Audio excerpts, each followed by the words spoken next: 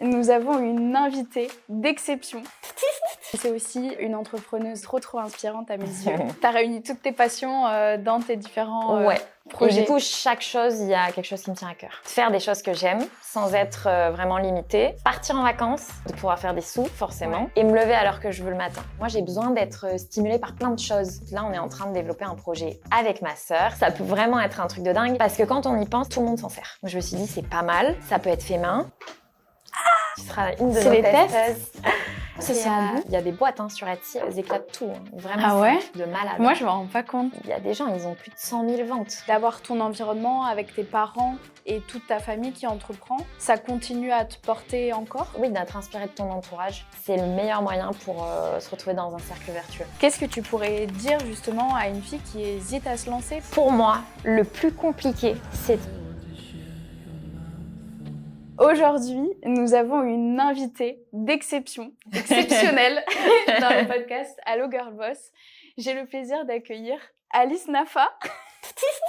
Je voulais trop je me suis dit, qui est une de mes amies. Mais tu sais que hier soir, j'ai essayé de compter les années et j'ai pas réussi à trouver. Mais je sais que ça fait au moins 6 ans qu'on se connaît parce que c'était... C'était avant Covid. Avant Covid, ouais. Donc déjà, avant ça 2019, avant l'hospitalisation et tout, avant que j'aille à Bali. Parce que du coup, pour la petite histoire, la première fois que j'ai été à Bali, c'était avec Alice. Ça fait des années que j'en rêvais. Et toi, au final, tu y allais tellement régulièrement que j'étais trop contente. Et ça m'avait tellement fait du bien de voyager, de découvrir tout ça. Ouais, c'était trop bien. C'était Moi, incroyable. j'aimais trop Bali. Bah ouais, mais tu vas pouvoir nous en parler. Ouais. Et du coup, l'idée, c'est que Alice, c'est ma copine, mais c'est aussi une entrepreneuse trop inspirante à mes yeux. Parce que, alors que moi, j'étais encore à l'école, t'entreprenais déjà. Oui, c'est vrai. Et justement, je me disais, mais waouh, c'est fou, genre, comment elle fait pour pouvoir voyager, pour pouvoir travailler en même temps? Parce que du coup, elle voyageait vraiment partout dans le monde. Et en fait, t'avais même l'air de kiffer et tu me disais, oh, ce mois-ci, j'ai fait tant, là, c'est que le début de la saison, machin. Et je me disais, mais waouh, trop bien. Et je sais qu'à ce moment-là, dans ma tête, je voulais pas être entrepreneuse et c'était pas du tout un chemin, tu vois, que même moi, j'avais envisagé.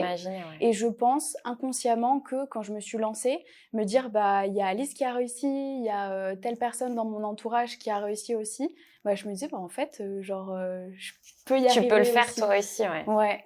Et du coup, c'est pour ça que je voulais t'inviter sur le podcast pour que tu nous racontes ton parcours. Parce que du coup, t'as eu pas mal de différentes activités. Ouais, j'en ai eu pas mal. J'ai pas mal testé de choses. Du coup, je vais te laisser te présenter pour celles et ceux qui nous écoutent et qui ne te connaissent pas encore. Alors moi, je suis Alice. J'ai commencé à entreprendre vers 22 ans. J'adore voyager. C'est vraiment une de mes passions. Et moi, j'adore toucher à tout. Depuis toujours, en fait, j'ai toujours été super polyvalente. Je me voyais pas du tout rester que dans une branche et c'est pour ça que je me suis prise dans l'entrepreneuriat, que j'ai commencé à m'orienter vers ça parce que justement, je pouvais développer ce que j'aimais et pas forcément me mettre dans une case et rester dans cette case-là. Et du coup, je me suis mise à entreprendre. J'ai touché à tout et du coup, maintenant, j'ai quelques entreprises, on va dire ça comme ça. Quelques entreprises. Des petits trucs à droite à gauche. Mais t'as toujours su que t'allais entreprendre? Alors non, en fait, de base, moi, je voulais être graphiste. Donc, j'ai fait des études dans le graphisme et c'est dans mes premiers stages quand je me suis rendu compte qu'en fait, je me faisais chier. 2 semaines, c'était génial. Et dès que je rentrais dans une routine, en fait, je m'épanouissais pas du tout. J'aimais pas ce que je faisais. Je travaillais pour des gens. Finalement, la créativité, elle était un petit peu biaisée. J'étais pas si créative que ça. Et je pensais que c'était vraiment un métier où vraiment on pouvait s'accomplir. Et du coup, j'ai été un peu déçue. Et je me suis dit, mais je me vois pas du tout rester toute la journée devant un ordinateur. Ça me ressemble pas. Même si je suis pas très sociable, j'ai quand même besoin de contact. Et c'est vrai que là, en étant toute seule, je me retrouvais face à mon ordi et c'est tout. Et du coup, vite, je me suis dit, il faut que je me mette à mon compte et que je fasse plein de choses et que je découvre par moi-même ce que je veux faire. Et je sais que quand j'étais en études, en fait, j'ai arrêté en bac+3. Je voulais faire un master de base en graphisme. Et la dernière année, c'est très, très mal passé. Et c'est là où j'ai ouvert les yeux sur pas mal de choses. Et en fait, j'ai dit à mes parents, vous me laissez les 2 ans de master, je les fais pas. Mais au lieu que vous payiez 20 000 euros, parce que j'ai de la chance que ce soit mes parents qui payent mes études, je vais essayer de les faire. En fait, je me suis dit, au lieu de dépenser des sous, je vais essayer d'en faire. Okay. Et je me suis mise dans l'auto-entreprise. J'ai commencé en tant que graphiste et puis après, je me suis mise à toucher plein de choses. Et j'ai fait, bien évidemment, ces 20 000 euros. Et du coup, je me suis dit, non, mais c'est la manière que je veux de travailler parce que je peux partir, parce que j'ai ma liberté de dire, bon, là, je travaille comme une forcenée. Mais après, par contre, pendant 2 mois, je peux partir à l'étranger sans devoir quoi que ce soit à personne. Et du coup, c'est comme ça que je me suis lancée dans l'entreprise. Ok, mais ça, c'est vrai que c'est fou. À chaque fois, je sais que dès que tu pars, mais genre des mois. Ouais. Genre 1 mois à chaque fois. Et tu pars si longtemps. Et Ouais. Mais Ouais. Mais en fait, le but dans l'entreprise, moi, c'était de pouvoir faire des sous, forcément, Ouais. de faire des choses que j'aime, sans être vraiment limitée, partir en vacances et me lever à l'heure que je veux le matin. Parce que moi, j'aime bien me lever à 9h et pas 7h. Donc, j'avais toujours dit à ma mère, non, mais je serai en auto-entreprise, je me lèverai à l'heure que je veux, mais par contre, je travaillerai. Ça, c'est pas un problème. Et tes parents, ils t'ont toujours soutenu? Alors mes parents, ils m'ont jamais freiné parce que déjà j'ai fait des études dans l'art, donc ça allait complètement pas du tout dans leur cheminement. Voilà, moi je devais faire des études générales, ils se sont vite rendus compte que j'aimais pas ça. Et j'ai oublié la question. Si ils m'ont soutenu. Ouais. Oui, en vrai ils m'ont soutenu. Ma mère au début elle avait peur que je fasse pas assez d'argent, donc elle voulait absolument que je prenne un mi-temps. Et je lui ai toujours dit non, laisse-moi 6 mois et je suis sûre que je vais commencer à faire des sous. Et finalement, j'ai vite fait des sous. Je lui ai montré mes premiers chèques parce qu'à l'époque, je me faisais payer un chèque. Et elle a dit, bon, ok, c'est good. Mais c'est vrai qu'au début, ça a été un peu compliqué. Et finalement, avec les années, toute ma famille entreprend. Ouais, j'allais en venir justement. Parce que moi, c'est un truc qui m'a pas choquée, mais tu vois, qui m'a hyper touchée. C'est que même moi, quand je me suis lancée, genre toute ta famille, ton frère, il a acheté une de mes formations, ta sœur aussi, ta maman aussi. Ouais. Et je me suis dit, mais en fait, t'avais juste à toi me le demander et j'aurais donné les accès gratuits, tu vois. Parce que c'est vous. Et en fait, ils ont tellement cette conscience de quand quelqu'un se lance, il faut l'aider et il faut le supporter que, genre, je me suis dit, mais c'est ouf. Je me suis dit, oh, la famille Nafa, elle me soutient et tout. Et tu vois, même ton frère. Et genre, j'étais en mode, mais il aurait pu demander les accès à ta sœur ou à ta maman. Et en fait, j'ai trouvé ça trop bien de me dire que, au lieu de me demander gratuitement les trucs, même si je l'aurais fait avec grand plaisir, genre toute ta famille se sont dit, on va soutenir Justine et on va lui donner de l'argent au final. Et moi, j'ai trouvé ça tellement bien parce que je sais que souvent, quand c'est un proche qui se lance, on va pas lui donner quelque chose. Gratuit. Ouais, on va demander gratuit. Et tous mes proches aujourd'hui me demandent des trucs gratuits. Pas mes proches, mais les gens que je vais rencontrer. Ton entourage. Ouais, ils me demandent des trucs gratuits. Et avant, je donnais. Et en fait, maintenant, je me dis, d'un côté, ça les dessert parce que eux, ils ont pas ce truc de se dire, je donne quelque chose et je vais me mettre à fond dedans. C'est ça. Et de l'autre côté, je me dis, mais en fait, c'est qu'ils respectent pas non plus, genre, tout le travail acharné que je fais tous les jours. Et c'est pour ça, quand je t'ai posé la question, j'aurais cru justement que tu allais me dire que non, toute ta famille t'avait soutenue dès le début. Et... en vrai, ils ont jamais été contre, tu vois, mais juste ma mère, elle avait un peu peur. Parce que je me lançais dans le monde professionnel. Alors oui, j'avais fait un peu d'hôtessariat, j'avais fait serveuse un été pour me payer ma voiture, mais j'avais jamais réellement été confrontée à du long terme sur un vrai travail. Et du coup, elle avait un petit peu peur de ça. Et finalement, elle s'est rendue compte que c'était vraiment dans l'entrepreneuriat où je m'épanouissais vraiment parce que moi, j'ai besoin d'être stimulée par plein de choses. Et dans un travail, c'est quand même assez compliqué, je trouve, d'avoir plein de choses très différentes. D'où tous les projets aujourd'hui. Voilà, qui n'ont rien à voir les uns avec les autres. Mais c'est parce que je suis comme ça, j'aime bien apprendre de choses que je connais pas forcément, essayer de les développer. Et voilà, si je sens qu'il peut y avoir une affinité, je fonce en fait, Après, j'essaye quand même un peu de me cadrer. Parce que vu que je suis hyper créative, mon esprit, il y a 40 000 choses qui germent. Je suis la copine où quand t'as une envie de monter une boîte, tu viens me voir en mode, bon, alors, j'ai ce projet-là, j'aimerais pouvoir faire ça, est-ce que tu peux m'aider? Moi, je suis la première à dire oui, je vois ça. Et c'est vrai que du coup, j'ai quand même vachement appris à me cadrer. Parce que sinon, je m'étale beaucoup trop. Ouais, j'imagine. C'est vraiment abusé, mais ça a été un long travail quand même. Ah ouais? Ouais. Tu t'en es rendu compte comment? Pendant le Covid. Ok. Pendant le Covid, et je me suis rendu compte que c'était une faiblesse, mais aussi une force. Hein. Parce qu'en fait, pendant le Covid, donc moi, j'avais 3 activités, en gros, dans le tourisme, dans l'événementiel et dans la vente de marchandises. Est-ce que tu peux nous détailler ça quand même? Voilà. J'ai l'impression qu'on parle de ça depuis le début Ouais. et je me dis, je pense qu'il faudrait que tu expliques un peu toutes les facettes que tu as eues. Que j'ai eu. Alors, de base, j'ai été graphiste. Ouais. Ça m'a pas plu parce que moi, quand j'ai mis dans la tête, je l'ai pas autre part. Et du coup, quand on me faisait un peu me brider sur ma créativité, ça m'énervait un peu. Donc, je me suis dit, je vais créer des posters. Comme ça, si les gens, ils aiment pas, ils achètent pas. Ok. Donc, j'ai commencé ma boutique de déco avec ça. C'était en 2016, je crois. Ok. Ouais. Pendant un stage d'ailleurs, où je m'embêtais. Et du coup, vu que j'avais rien à faire, je faisais mes posters. Donc, j'ai commencé comme ça. Ensuite, j'ai rencontré un pote de mon frère qui est rapidement devenu un associé dans une boîte de conciergerie. Donc, j'ai commencé à apprendre tout ce qui est le métier de la conciergerie Airbnb. Ensuite, j'ai créé des marchés de créateurs avec la plateforme Etsy. Ouais, ça, je me souviens. Voilà. J'ai commencé à voyager. J'ai rencontré des artisans à Bali. En particulier, j'ai ramené une valise pour voir si l'artisanat plaisait. Ça plaisait, donc là, j'ai commencé à développer ma boutique. En plus de mon fait main, je ramène du fait main d'un peu partout dans le monde quand je voyage, vu que je voyage beaucoup. Et ensuite, je me suis séparée de mon associé pour la conciergerie. Je pense qu'on n'avait plus du tout la même manière de voir les choses. Donc, j'ai préféré arrêter. J'ai lancé ma conciergerie, que j'ai toujours. Et du coup, maintenant, j'ai une boutique de décoration physique et en ligne, où je vends de l'artisanat que je crée. Donc moi, je fais des petits posters, je fais des bougies et je fais de l'artisanat du monde. Et ensuite, là, on est en train de développer un projet avec ma sœur. C'est un projet où on fait des savons à la main. Trop cool. Voilà. Donc plein de choses. Plein de casquettes. Et j'ai fait hôtesse et coordinatrice aussi. Ça, c'est vrai. Ouais. Et justement, comment tu arrives à pouvoir continuer à voyager et justement avoir du temps? Parce qu'on en parlait en plus hier que toi, tu veux vraiment cette liberté et ton temps et pourtant avoir autant de projets. Ouais. En soi, c'est des activités qui sont quand même super saisonnières et qui ont les mêmes saisonnalités. C'est-à-dire que Airbnb, je vais bien travailler pendant l'hiver, les vacances de Noël, etc.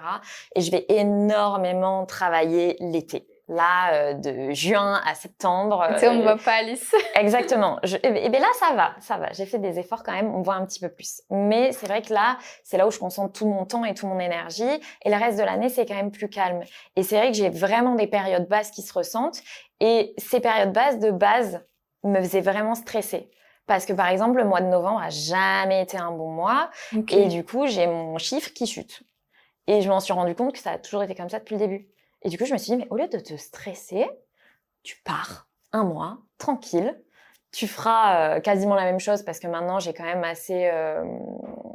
je prends quand même des pourcentages, donc je récupère quand même de l'argent. Mais en fait, du coup, je pars pendant mes périodes basses. Ok. Et je voyage comme ça. Je sais que l'été, je vais pas voyager, ou en tout cas, je vais pas voyager loin longtemps. Donc ça, c'est certaines fois, l'entourage comprend pas. Et puis par contre, février, je pars assez souvent. Novembre, je pars assez souvent. Là, on est parti en avril, on va partir en septembre, on va partir en février. Enfin voilà, je pars assez souvent. Je m'organise en fonction de mon travail. C'est trop cool. Ouais. Et même au quotidien, t'as délégué quand même pas mal de choses aussi. Ouais. En fait, c'était il y a 1 an. Où on s'est posé avec mon chéri, moi qui m'aide beaucoup à réfléchir sur comment je veux développer. Et on s'est posé et mon chéri m'a dit, mais en fait, tu travailles trop par période. Et l'été, je me retrouve à faire, franchement, je me retrouvais à faire 7h, 2h du mat. Ok. Donc, des fois, ça tirait un peu quand même sur la corde. Et puis, quand tu commences à avoir 0 jour off pendant tout l'été, commence à faire beaucoup. Je me prenais un week-end dans l'été. Mais après, je savais pourquoi je travaillais aussi. Je fais quasi tout mon chiffre d'affaires pendant l'été. Et en fait, il m'a dit, mais tu sais, si tu délègues, au début, tu gagneras peut-être un petit peu moins d'argent, mais en fait, tu vas gagner beaucoup plus de liberté et tu vas pouvoir récupérer plus de contrats et finalement faire plus d'argent avec la conciergerie du coup. Et je lui ai dit, ouais, pourquoi pas. Et finalement, j'ai pris des concierges, je les ai formés. Ça met un petit peu de temps à les former, mais franchement, maintenant, j'ai des petites pépites, donc je suis trop contente. Et puis maintenant, je délègue quasiment tout. Je suis juste sur mon téléphone pour gérer les problèmes, gérer les débuts de résa, et puis c'est tout, en fait. Ah ouais, c'est vrai qu'au début, est-ce que ça t'a fait peur, justement, de déléguer ou tu t'es... Ouais. En fait, après le Covid, je me suis un peu enfermée dans un truc négatif où moi, je me rendais pas compte sur l'instant parce qu'en fait, le Covid, ça nous a fait perdre énormément de de nos propriétaires, en fait, sur le Airbnb. Et du coup, je faisais plus autant qu'avant. Ça m'a énormément stressée parce qu'en plus, moi, j'avais 2 activités qui s'étaient stoppées, l'hôtessariat et du coup, la conciergerie. Pendant le confinement, on n'a quasiment pas travaillé. Et du coup, ça m'a un peu mis la pression. Et du coup, en fait, j'ai commencé à faire des ménages avec une autre conciergerie. Ok. Et vu que je voyais que les sous rentraient, je me suis dit, vas-y, let's go, mets-toi-y à fond. Ah, toi, t'as bossé pour une autre conciergerie pour pouvoir... Pour avoir des sous. Ok. En fait, du coup, vu que pendant 1 an, j'ai, entre guillemets, manqué, j'ai quand même bien travaillé, tu vois, mais j'ai manqué, j'ai eu hyper peur. Et du coup, je suis devenue un peu en mode boulimique, je faisais plein de ménages. Et mon chéri, il m'a dit, mais Alice, là, t'es en train de te perdre, en fait. T'as ta conciergerie, juste concentre-toi dessus et tu verras. Au début, tu vas peut-être pas gagner autant que tu fais avec les ménages. Par contre, tu vas trouver des propriétaires, tu vas avoir des logements en plus et du coup, un logement est égal à tant.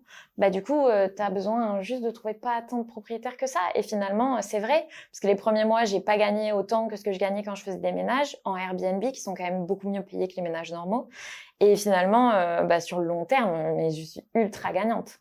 Bah oui, c'est sûr. Mais ça a été compliqué de défaire ce schéma-là en se disant non, là maintenant j'arrête de faire les ménages, c'est quand même 50 € à chaque fois quasiment. Donc je me dis ça fait un peu beaucoup par résa que j'ai, sachant que j'ai beaucoup de résa, mais finalement je les rattrape largement sur le fait que j'ai plus d'appart, que je délègue, que je travaille moins. En plus, c'est pas forcément ta zone de génie entre guillemets. Enfin, il y a des choses que tu sais mieux faire et où tu dois mettre ton temps que faire le ménage. En fait, le truc, c'est que le ménage, je pense que c'est à la portée de tout le monde. Et du coup, c'est pas quelque chose que j'ai forcément plus envie de développer. Après, ça me dérange pas d'en faire parce que ça a été du coup ma base, la base de mon métier. Hein. Si j'ai pas des 5 étoiles en ménage, j'aurais pas les propriétaires, les annonces que j'ai aujourd'hui. Mais c'est vrai que du coup, Et justement, comment ça se passe au quotidien par rapport à la conciergerie? Tu vois, c'est quoi les zones où tu dois vraiment te concentrer toi pour devenir, comme tu disais, une conciergerie étoilée? Moi, je fais hyper attention. Je suis tout le temps sur mes calendriers. Tout le temps sur mes calendriers pour voir les prix. Quand je vois que ça part pas, je baisse. Quand je vois que ça part vachement, je monte. Donc, je suis tout le temps à régler les prix. Mais ça, après, ça me prend pas beaucoup de temps parce que j'ai l'habitude. Donc, je sais à peu près un T2 dans le centre, combien ça vaut, dans quelle période, etc. Donc, c'est vrai que ça, c'est assez automatisé. Après, ce que je fais, c'est toute la gestion des profils qui réservent. Les voyageurs, s'ils ont des mauvaises appréciations, s'ils ont pas d'identité vérifiée, je prends pas. Je m'engage aussi sur tous les litiges. Si on a des problèmes, c'est moi qui contacte Airbnb, etc. Aujourd'hui, c'est la majorité de ce que je fais pour la conciergerie. Et après, je contacte mes concierges et je suis t'organises j'organise leur emploi du temps. Si elle est pas dispo, je prends une autre concierge. Voilà. Moi, je trouve ça fou et on en parlait hier justement que tu as commencé la conciergerie mais il y a tellement longtemps et j'ai l'impression que en ce moment, c'est à la mode de faire des conciergeries. Et je me suis dit, est-ce que je te lance sur ce sujet-là? On va plus m'arrêter. Pas trop. Mais qu'est-ce que tu en penses? Alors, après, on va clôturer le chapitre. Je vais essayer de faire assez rapide. En gros, moi, je me suis lancée dans la conciergerie accompagnée. J'avais un associé qui m'a beaucoup appris. Je cracherai jamais dessus parce que franchement, il m'a appris toute la base. Et c'est pour ça, je pense que je suis aussi efficace aujourd'hui. Donc, en fait, pendant des années, je me suis formée. Mais au bout d'un an, j'étais pas encore OK à 100% avec la plateforme. Il y a tellement de mini-choses que tu dois savoir. Si tu le sais pas, tu peux vraiment te retrouver vraiment embêté. Des toutes petites choses, hein, vraiment rien du tout. Et du coup, j'ai appris et je pense qu'au bout de 2-3 ans, j'étais vraiment efficace. Et on a continué avec mon associé pendant un petit peu de temps. Le Covid, je pense que ça a fait qu'on s'est séparés. Mais du coup, en fait, là, aujourd'hui, il y a des gens, ils ont jamais loué en Airbnb. Jamais. Même leur logement, ils ont jamais loué. Et ils se lancent en tant que conciergerie. Donc, ça va gérer des biens, mais ça va pas réussir à filtrer les gens qui rentrent dedans, à mettre les bons prix, à mettre des prix supplémentaires s'il y a des voyageurs supplémentaires, etc. Mais surtout à gérer les litiges. Parce que le jour où il y a un problème, qu'on sait pas communiquer avec Airbnb et bien le faire, les litiges sont pas réparés. Donc en fait, quand il y a toi en tant que conciergerie et ton client aussi que tu dois protéger. Exactement. Et puis nous, des fois, on a des accidents dans les apparts qui voilà, c'est vraiment pas fait exprès. Il faut savoir le gérer. Et en fait, le problème, c'est qu'il y a plein de gens qui se lancent dans la conciergerie, qui ont jamais fait ça de leur vie, et qui vont se dire oui, on est expert en conciergerie. Moi, j'ai des gens, franchement, tous les mois, j'ai des gens qui m'envoient des messages. Oui, comment t'as fait ci, comment t'as fait ça? Mais c'est des trucs de base. C'est pas des trucs un peu par rapport aux dernières mises à jour. Explique-moi comment est-ce que c'est fait. Non, pas du tout. C'est des trucs de base. Quel prestat tu fais pour le ménage? J'arrive pas à trouver des gens pour le ménage. Comment toi tu fais? Tu passes par des entreprises comment? C'est la base d'un business plan en fait. Si t'as pas ton ménage, tu peux pas lancer une conciergerie. Et tu les vois sur les sites qui te vendent oui ménage digne d'un 5 étoiles. Mais MDR, t'as personne pour faire le ménage en fait. Comment tu peux dire ça? Et moi ça m'énerve parce qu'en fait c'est des gens. Je récupère un nombre de proprios qui sont passés par des gens qui sont pas compétents et qui me disent mais en fait là nous on est clairement dans la merde parce que on a des gens qui sont incompétents et qui laissent notre appart à des gens à n'importe qui. Et c'est comme ça que sur les vidéos Insta, on a des filles où il y a eu de la prostitution, qu'elles se sont fait voler plein de trucs qu'elles ne sont pas fait rembourser dans les appartes. Enfin, tu vois, en 1 an d'Airbnb, elles ont eu des dingueries. Moi, j'ai pas eu ça en 7 ans. C'est peut-être que t'as l'expérience, Oui, et puis en fait, il y a des choses, si tu connais Airbnb, il y a des choses que tu mets pas en place, il y a des choses que tu mets en place, et il y a des choses auxquelles tu fais super attention. Moi, j'explique à mes propriétaires, si je sens pas la résa, je préfère pas faire de résa plutôt que de vous faire gagner de l'argent, parce qu'en fait, je vais vous faire gagner du temps. Si y a quelqu'un qui rentre, qui fait une fête, moi déjà, ça me met X temps à faire le ménage, mais surtout, lui, son appart, il le récupère dans quel état? Et ça, aujourd'hui, il y en a plein, ils s'en foutent. Hein. Moi, j'avais travaillé dans une conciergerie, il y avait eu un article sur le Sud-Ouest parce qu'ils avaient fait une énorme fête pendant le Covid, parce qu'ils n'avaient pas vérifié l'identité du voyageur. Et en fait, il y avait eu des poursuites judiciaires, etc. Hein. Ah ouais, à ce point-là. Ouais, c'était chaud. J'imagine. Bon, merci pour ce petit chapitre. Mais du coup, je pense que c'est important de vraiment se former et de faire son expérience personnelle avant de se lancer. Juste mettre son appart en Airbnb, tu vois vite le profil des gens. Non, c'est vrai que c'est un bon conseil. Bah, faut le faire en fait avant de le vendre en fait, enfin vendre la prestation. Tu le testes. Tu testes, tu vois si ça te plaît aussi, parce que la conciergerie Airbnb, c'est pas mal de stress aussi. C'est beau, c'est bien, t'accueilles des gens qui voyagent, c'est c'est vraiment passionnant. Par contre, il y a des côtés qui sont un peu plus sombres, qu'il faut pas oublier. Il faut toujours être timé et tout, que le ménage soit fait bien avant, bien après. C'est vrai qu'il y a plein de logistique en vrai qu'on pense pas. Moi, je suis de l'autre côté. C'est moi qui loue et c'est moi qui arrive dans les apparts. Et c'est moi qui suis pas contente s'il y a un mini truc qui va pas. Ouais, bah voilà. Mais normal, enfin, tu sais, quand je paye un prix, je me dis, bah, je passe pas par un hôtel, mais je passe par un Airbnb. Des fois, ça coûte limite le même prix qu'un hôtel. Et je me dis, bah, j'ai quand même envie que ce soit autant quali que l'hôtel alors qu'il n'y a pas le service. C'est ça. Mais surtout, en général, tu payes des frais supplémentaires. Moi, je sais que les frais de ménage, je les facture. Et quand les gens ne comprennent pas en disant mais pourquoi 50 € de frais de ménage par exemple pour un T2, bah parce qu'il y a tout le travail de la concierge. Il y a la concierge qui va faire la communication, il y a la location du linge dedans parce que nous on met tout, on met les consommables, café, thé pour que le séjour soit le mieux. Et c'est vrai que ça, une fois que tu expliques aux gens, ils le comprennent. Et après moi, comme je dis à mes concierges, moi je suis là pour avoir 5 étoiles. Donc le ménage, vous le faites comme vous voulez. Je veux juste qu'il soit parfait. Ok. Et ça, les filles, elles le comprennent assez bien. Après, je les forme, je les amène sur des ménages, je leur montre comment moi je fais, quelles sont les choses importantes à faire. Parce qu'un ménage Airbnb, c'est pas un ménage normal aussi. On va pas tout le temps passer derrière les meubles, les trucs, tout pousser, tout faire. Souvent, ça va être vraiment toutes les surfaces nickel, cuisine, salle de bain, etc. top. Et après, il y a des choses qu'on va faire de temps en temps que tu fais quasiment tout le temps dans un ménage normal, tu vois. Donc, c'est pas la même chose aussi. Il y a des subtilités. Ok, et ça me fait penser aussi, toi, tu mets tes appartements en location aussi? Oui.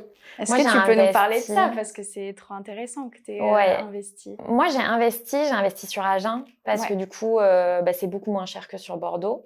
J'ai investi dans 2 apparts. J'ai investi dans un en SCI avec mon frère. Appart, franchement, de standing, où on a 2 chambres et un bureau avec canapé lit convertible, où là, on s'est dit, on fait un truc hyper propre. On veut avoir le plus bel appart d'Agen. Donc, en général, quand vous allez sur Agen, vous le trouvez. Il est vraiment hyper joli. Donc, on s'adresse quand même à des familles ou à des gens qui viennent pour le travail. Et c'est vrai qu'on a voulu faire un truc hyper quali parce que pour moi, Airbnb, soit tu fonctionnes au coup de cœur, qui est quand même la majorité du temps, et où tu es prêt à mettre un petit peu plus d'argent parce que l'appart, il est vraiment au-dessus du lot. Te sentir bien dedans. Ouais. Soit c'est pour un budget. J'ai tant, je dépasserai pas, je prends. Et c'est vrai que nous, on a vraiment voulu y aller au coup de cœur. Donc, j'ai fait vraiment une belle déco, hyper classique. L'appartement est magnifique, un peu style haussmannien. Et du coup, on le loue depuis 2-3 ans, je crois. 2 ans. C'est le deuxième été là qu'on fait. Et j'ai acheté un appart seul, franchement, dans le centre d'âge, hein, pas dans l'hyper centre, que là, j'ai décoré avec quasi que des objets de ma boutique. Trop bien. Parce que je voulais un peu le style baliné. Et pareil, je le loue. Et c'est cool parce qu'en fait, les gens, ils viennent parce qu'ils ont un coup de cœur par rapport à la déco. Moi, je voulais vraiment avoir des apparts où je me sens bien. Bah ouais. Moi, je fais partie de ces personnes-là. Genre, j'y vais que au coup de cœur. Bah, je me dis, un Airbnb, c'est pour se sentir chez soi. Genre, sinon, tu vas à l'hôtel. Et du coup, j'aime bien me dire, bah, c'est comme si j'étais chez moi, mais bah, c'est pas mon chez moi. Mais tu vois, il y a plein de gens qui pensent pas du tout comme ça, mais même des propriétaires. Moi, je suis arrivée dans des biens où j'ai dit que je le mettrais pas à louer. Où en fait, on n'a pas travaillé ensemble. Parce qu'ils n'avaient pas du tout la même manière de voir les choses, c'est-à-dire que du super bas de gamme, l'appart pas du tout fait pour le Airbnb. Et quand tu rentres en fait dans un bien comme ça, tu sais que le bien, il va être détérioré hyper vite. Bah parce ouais, que la quand tu payes qualité pas du cher et que c'est matériel, pas quali. la qualité du matériel, bah ça veut dire tout sur ta durée de vie aussi du matériel. Et quand tu vois qu'il y a des tables à 10 balles, en fait, en 2 utilisations, les gens, ils posent des verres dessus, ça y est, c'est fini. Mais même, tu sais, quand c'est tout clean, tu te dis, ah, je vais faire attention. Parce que c'est tellement beau. Mais c'est vrai. Que tu veux pas toucher. Nous, les apparts qui sont rendus le plus propres, c'est les apparts qui sont le plus haut de gamme. Bah ouais. Parce qu'en fait, quand un appart est hyper beau, les gens, ils sont hyper respectueux de l'appart. C'est vraiment rare d'avoir des apparts sales, des apparts chers sales. C'est vrai. Et si là, je reviens juste sur tes investissements, parce que c'est super intéressant et je sais que moi, on me pose beaucoup de questions par rapport à ça. Quand est-ce que tu as acheté ces premiers biens-là? Ouais. Et c'est quoi, là, l'objectif aussi avec les investissements? Est-ce que tu vas réinvestir? Je sais que tu as acheté aussi ta résidence principale. Ouais. Exactement. Ma résidence principale, on l'a achetée en 2020 avec Théo. Bah, lui, en fait, il commençait à toucher un salaire. Donc, on s'est dit, au lieu de mettre dans un loyer, on va prendre notre maison. On l'a entièrement rénovée. C'était une maison vraiment dans son jus. Donc, on l'a entièrement rénovée. Mon papa nous a beaucoup aidés quand même. Donc, c'est vrai qu'on a pu avoir des travaux à frais minimes. On a fait aussi une partie seule. Comme ça, on récupère le maximum. Et en fait, le but, c'est de la revendre dans pas longtemps, faire une plus-value, racheter plus gros. Là, on aimerait avoir un deuxième projet de construction. Donc, ça va attendre un peu parce que là, Théo, il est en plein investissement parce que lui, il investit vachement. Donc là, on se calme un peu, mais on va réinvestir dans une construction neuve qu'on va revendre aussi assez rapidement pour acheter plus grand. Donc ça, sur la résidence principale, c'est vraiment notre but. Moi, après, je suis pas du tout attachée aux maisons. J'ai passé 20 ans de ma vie dans une maison. Quand mes parents m'ont dit qu'ils l'ont vendue, je suis là, ok. Enfin, je suis vraiment pas du tout attachée. Si demain on me dit tu pars de ta maison, je pars de ma maison. Donc c'est vrai que c'est quelque chose où ça me permet de me détacher vite et de me dire là on peut faire du business. C'est une des seules choses où t'es pas imposable en France, la plus-value de ta résidence principale. Donc c'est vrai que je pense qu'il faut en profiter. Pour mes apparts, on a pris en SCI avec mon frère l'appart. Donc là, ça serait vraiment pour rembourser le crédit et ensuite faire d'autres biens si jamais on a la possibilité d'avoir d'autres biens. Là, les taux sont pas super intéressants, donc on attend un peu. Pareil, l'immobilier a un peu chuté, donc c'est bien pour acheter, mais par contre pour vendre, pas forcément. Après, l'appart qu'on a acheté, on le vendra pas. Il est beaucoup trop pépite pour qu'on le vende. Et mon appart à moi, pour l'instant, c'est faire du bénéfice. Je mets tout sur un compte et puis je referai un achat, un autre achat pour qu'ensuite j'ai une sorte de rente en fait. Et comment tu t'es formée par rapport à l'immobilier ? Je me suis pas formée. Moi, j'ai la chance d'être quand même super bien entourée. J'ai mon frère qui a travaillé dans l'immobilier. Donc, je savais pas ça. Ouais, c'est lui qui nous a fait tout le montage pour la SCI. Ok. Donc, on a pu avoir... Mais il était à Bali en plus quand il a fait ça, non ? Ouais. Ça, c'était trop fort. Ouais, franchement, il a fait tout le dossier. Donc, moi, je me suis occupée de rien sur cette partie. C'était vraiment nickel. Moi, je m'y connais pas vraiment. Et puis après, j'ai Théo qui s'intéresse à tout. Et du coup, c'est vrai que ça aide vachement d'avoir son entourage, d'être bien entouré. Je pense qu'il faut... entre guillemets, aussi bien choisir les gens avec qui tu parles parce que, mine de rien, c'est eux qui t'inspirent. Et du coup, d'être inspiré de ton entourage, c'est le meilleur moyen pour se retrouver dans un cercle vertueux. Ouais. Et du coup, j'écoute et je me dis, c'est c'est pas mal, ça, c'est pas mal. Ouais. Donc, voilà. Et du coup, même là, le projet qui arrive avec ta sœur Ouais. aussi. Ouais. Après avoir fait avec ton chéri, avec ton frère, maintenant avec ta sœur. C'est ça. Mais en fait, avec ma sœur, on est ultra fusionnels. C'est vraiment, je l'appelle mon double maléfique parce qu'elle est toujours derrière moi, cachée quelque part. Enfin, vraiment, on est tout le temps ensemble et ça faisait quelques temps que je cherchais un projet qu'on pouvait faire à deux. Je voulais pas l'inclure dans... En fait, là, ma conciergerie, déjà, je suis en train de détacher une aile sur Agen qui lui sert à elle. Et je voulais vraiment qu'on crée quelque chose de A à Z, pas la remettre dans quelque chose que j'ai créé, voilà, pour vraiment l'impliquer. Et du coup, j'ai commencé à lui donner des idées. Elle accrochait pas forcément. Et j'avais quand même dans l'idée de faire des savons. Parce que je fais des bougies et que l'univers des savons, du coup, c'est quelque chose qui me parle. Je trouve ça joli, j'aime bien, c'est fait main. Enfin, c'est vraiment quelque chose qui me parle. Et du coup, je lui ai proposé l'idée des savons. Et elle m'a dit, mais génial. Là, je te suis. Je me suis dit, alléluia. Ça peut vraiment être un truc de dingue. Parce que quand on y pense, les savons, tout le monde s'en sert. Les bougies, il y en a qui aiment pas, nanani, nanana. Les savons, tout le monde s'en sert. Donc, je me suis dit, c'est pas mal. Ça peut être fait main. Moi, c'est exactement ce vers quoi je veux m'orienter maintenant parce que j'ai toujours été super manuelle. Et du coup, il y a quand même, ça nécessite pas mal de formation, ça nécessite un petit apport parce qu'il y a beaucoup de choses. En fait, vu que ça touche à la peau, c'est dans le domaine de la cosmétique, donc tu as énormément de réglementation. Donc, on s'est formé, on a fait nos premiers tests. Là, on va passer par un pharmacien toxicologue pour qu'il nous valide les recettes. Et c'est good, quoi. On va lancer. On est sur la fin là, de la création du projet. Normalement, je pense qu'en juillet, ça sort. Ok. Ah ouais? Ouais, ça sort, ouais. Ah, trop bien. On a commencé à... Franchement, on a quasi tout fait. On attend une réponse d'un fournisseur, le pharmacien toxicologue, et ensuite, c'est parti, on part...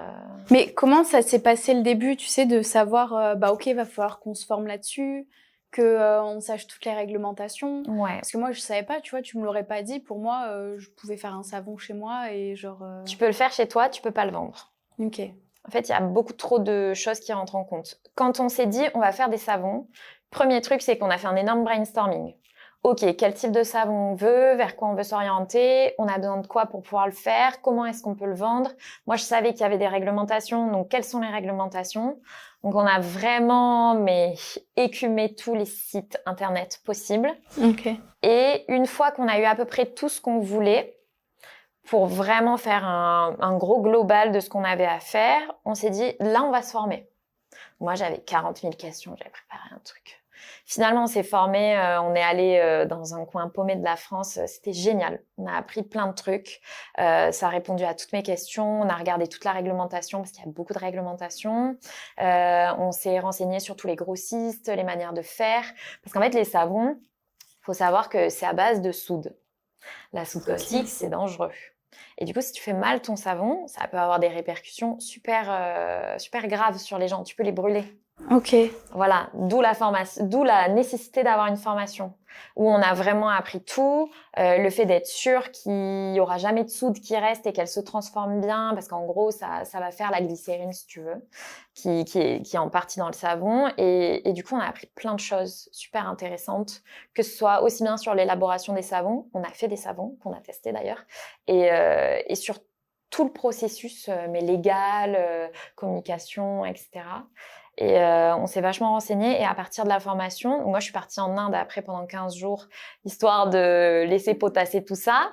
J'ai noté plein de choses quand même, parce que moi, j'ai toujours mon cerveau en on. Donc souvent, le soir, je mets ça, il faut penser à ça, il faut penser à ça. Et ensuite, on s'est fait un espèce de rétro-planning sur les premières choses qu'il faut faire, puis ensuite les deuxièmes, les troisièmes, les quatrièmes. Et du coup, là, on a vachement avancé. Trop bien. Et du coup, là, les savons, vous les faites chez vous? Alors, on a fait les premiers essais chez nous. Mais là, en fait, si tu veux, dans notre boutique, on a une arrière-boutique qu'on est en train de transformer en labo. La boutique à Agen? Ouais. Avec ton papa? Exactement. On a une arrière-boutique qui fait 20 mètres carrés, je crois. Et donc, ça nous servait de stockage. Donc là, maintenant, on a mis une partie stockage d'un côté et on a toute la partie laboratoire de l'autre. Donc, la semaine dernière, j'étais en train d'enlever toutes les protections de l'inox parce que du coup, c'est vraiment comme une cuisine, en fait, professionnelle. Okay. Tu es obligé d'avoir de l'inox parce que du coup, ça fond pas avec la soude. Enfin, il y a vraiment pas mal de spécificités. Donc là, on a tout installé et les savons, du coup, les premiers savons qu'on va faire, on va les faire dans notre labo. Les premiers vrais savons qu'on va commercialiser. Trop cool. Ouais. Donc là, ça y est, ça commence à être vraiment concret. Mais en plus, ce qui est fou, c'est que là, tu vas lancer les savons, mais tu as déjà la boutique où les vendre. Ouais. Toi, tu vas les vendre aussi via ta boutique en ligne, j'imagine. Vous allez en fait, on va créer une entité à part. Ok. On va créer une entité à part parce qu'en fait, je veux pas associer ça à un truc que j'ai déjà fait moi toute seule. Je veux vraiment qu'avec ma sœur, on se lance de A à Z et qu'on soit toutes les deux des piliers et qu'il n'y en ait pas une qui porte plus l'autre. En fait, avec ma sœur, on est quand même assez complémentaires sur ça. Moi, je suis hyper créative. J'ai l'expérience, mine de rien, dans l'entrepreneuriat. Elle est super technique. Organisation, on fait ça. Moi, j'ai trouvé ça, je fais les recettes, nanani, nanana. Et du coup, c'est vrai que je voulais vraiment avoir une base où on part et tout est clair et tout à 50-50. Et si je l'avais mis sur ma boutique en ligne avec l'artisanat de Bali que moi j'ai développé, je connais mes artisanes, oui, avec lesquelles je parle. Donc, c'est vrai que ça aurait pas inclus Marie, je pense, autant que là, le fait qu'on ait notre boutique à part en ligne. Bah ouais. Après, une fois dans la boutique, on aura notre petit pan de mur exprès pour les savons et tout. C'est trop bien. En parlant de savon, t'en as un? C'est nos petits tests. Donc tu seras une de nos testeuses. C'est les tests. Ouais. Je peux montrer? Bah bien sûr. Beaux. Alors il y a des designs qui vont changer. Déjà, ça sent trop bon. Ouais. Je sais pas si on va voir. Trop donc ça, c'est les petits tests. Et du coup, c'est vraiment fait maison en plus. C'est fait maison. Genre 100% par nous. Et sur certains savons, alors il y a des huiles qu'on peut pas avoir en France, mais par exemple, il y a des savons, c'est de l'huile de colza. Tu t'es mis des trucs dans les... Et ça sent trop bon, c'est ça l'huile sent... Tu sais, bien fort. Celui-là, c'est fleur d'oranger, je crois. Ah ouais? Tu sais que j'aime pas la fleur d'oranger. Bah voilà. Mais mince alors, là, ça sent c'est parce que c'est des très bons parfums. C'est vrai, en plus. J'en doute pas. Ah, là, il y a un petit truc. Bleu. Ah non.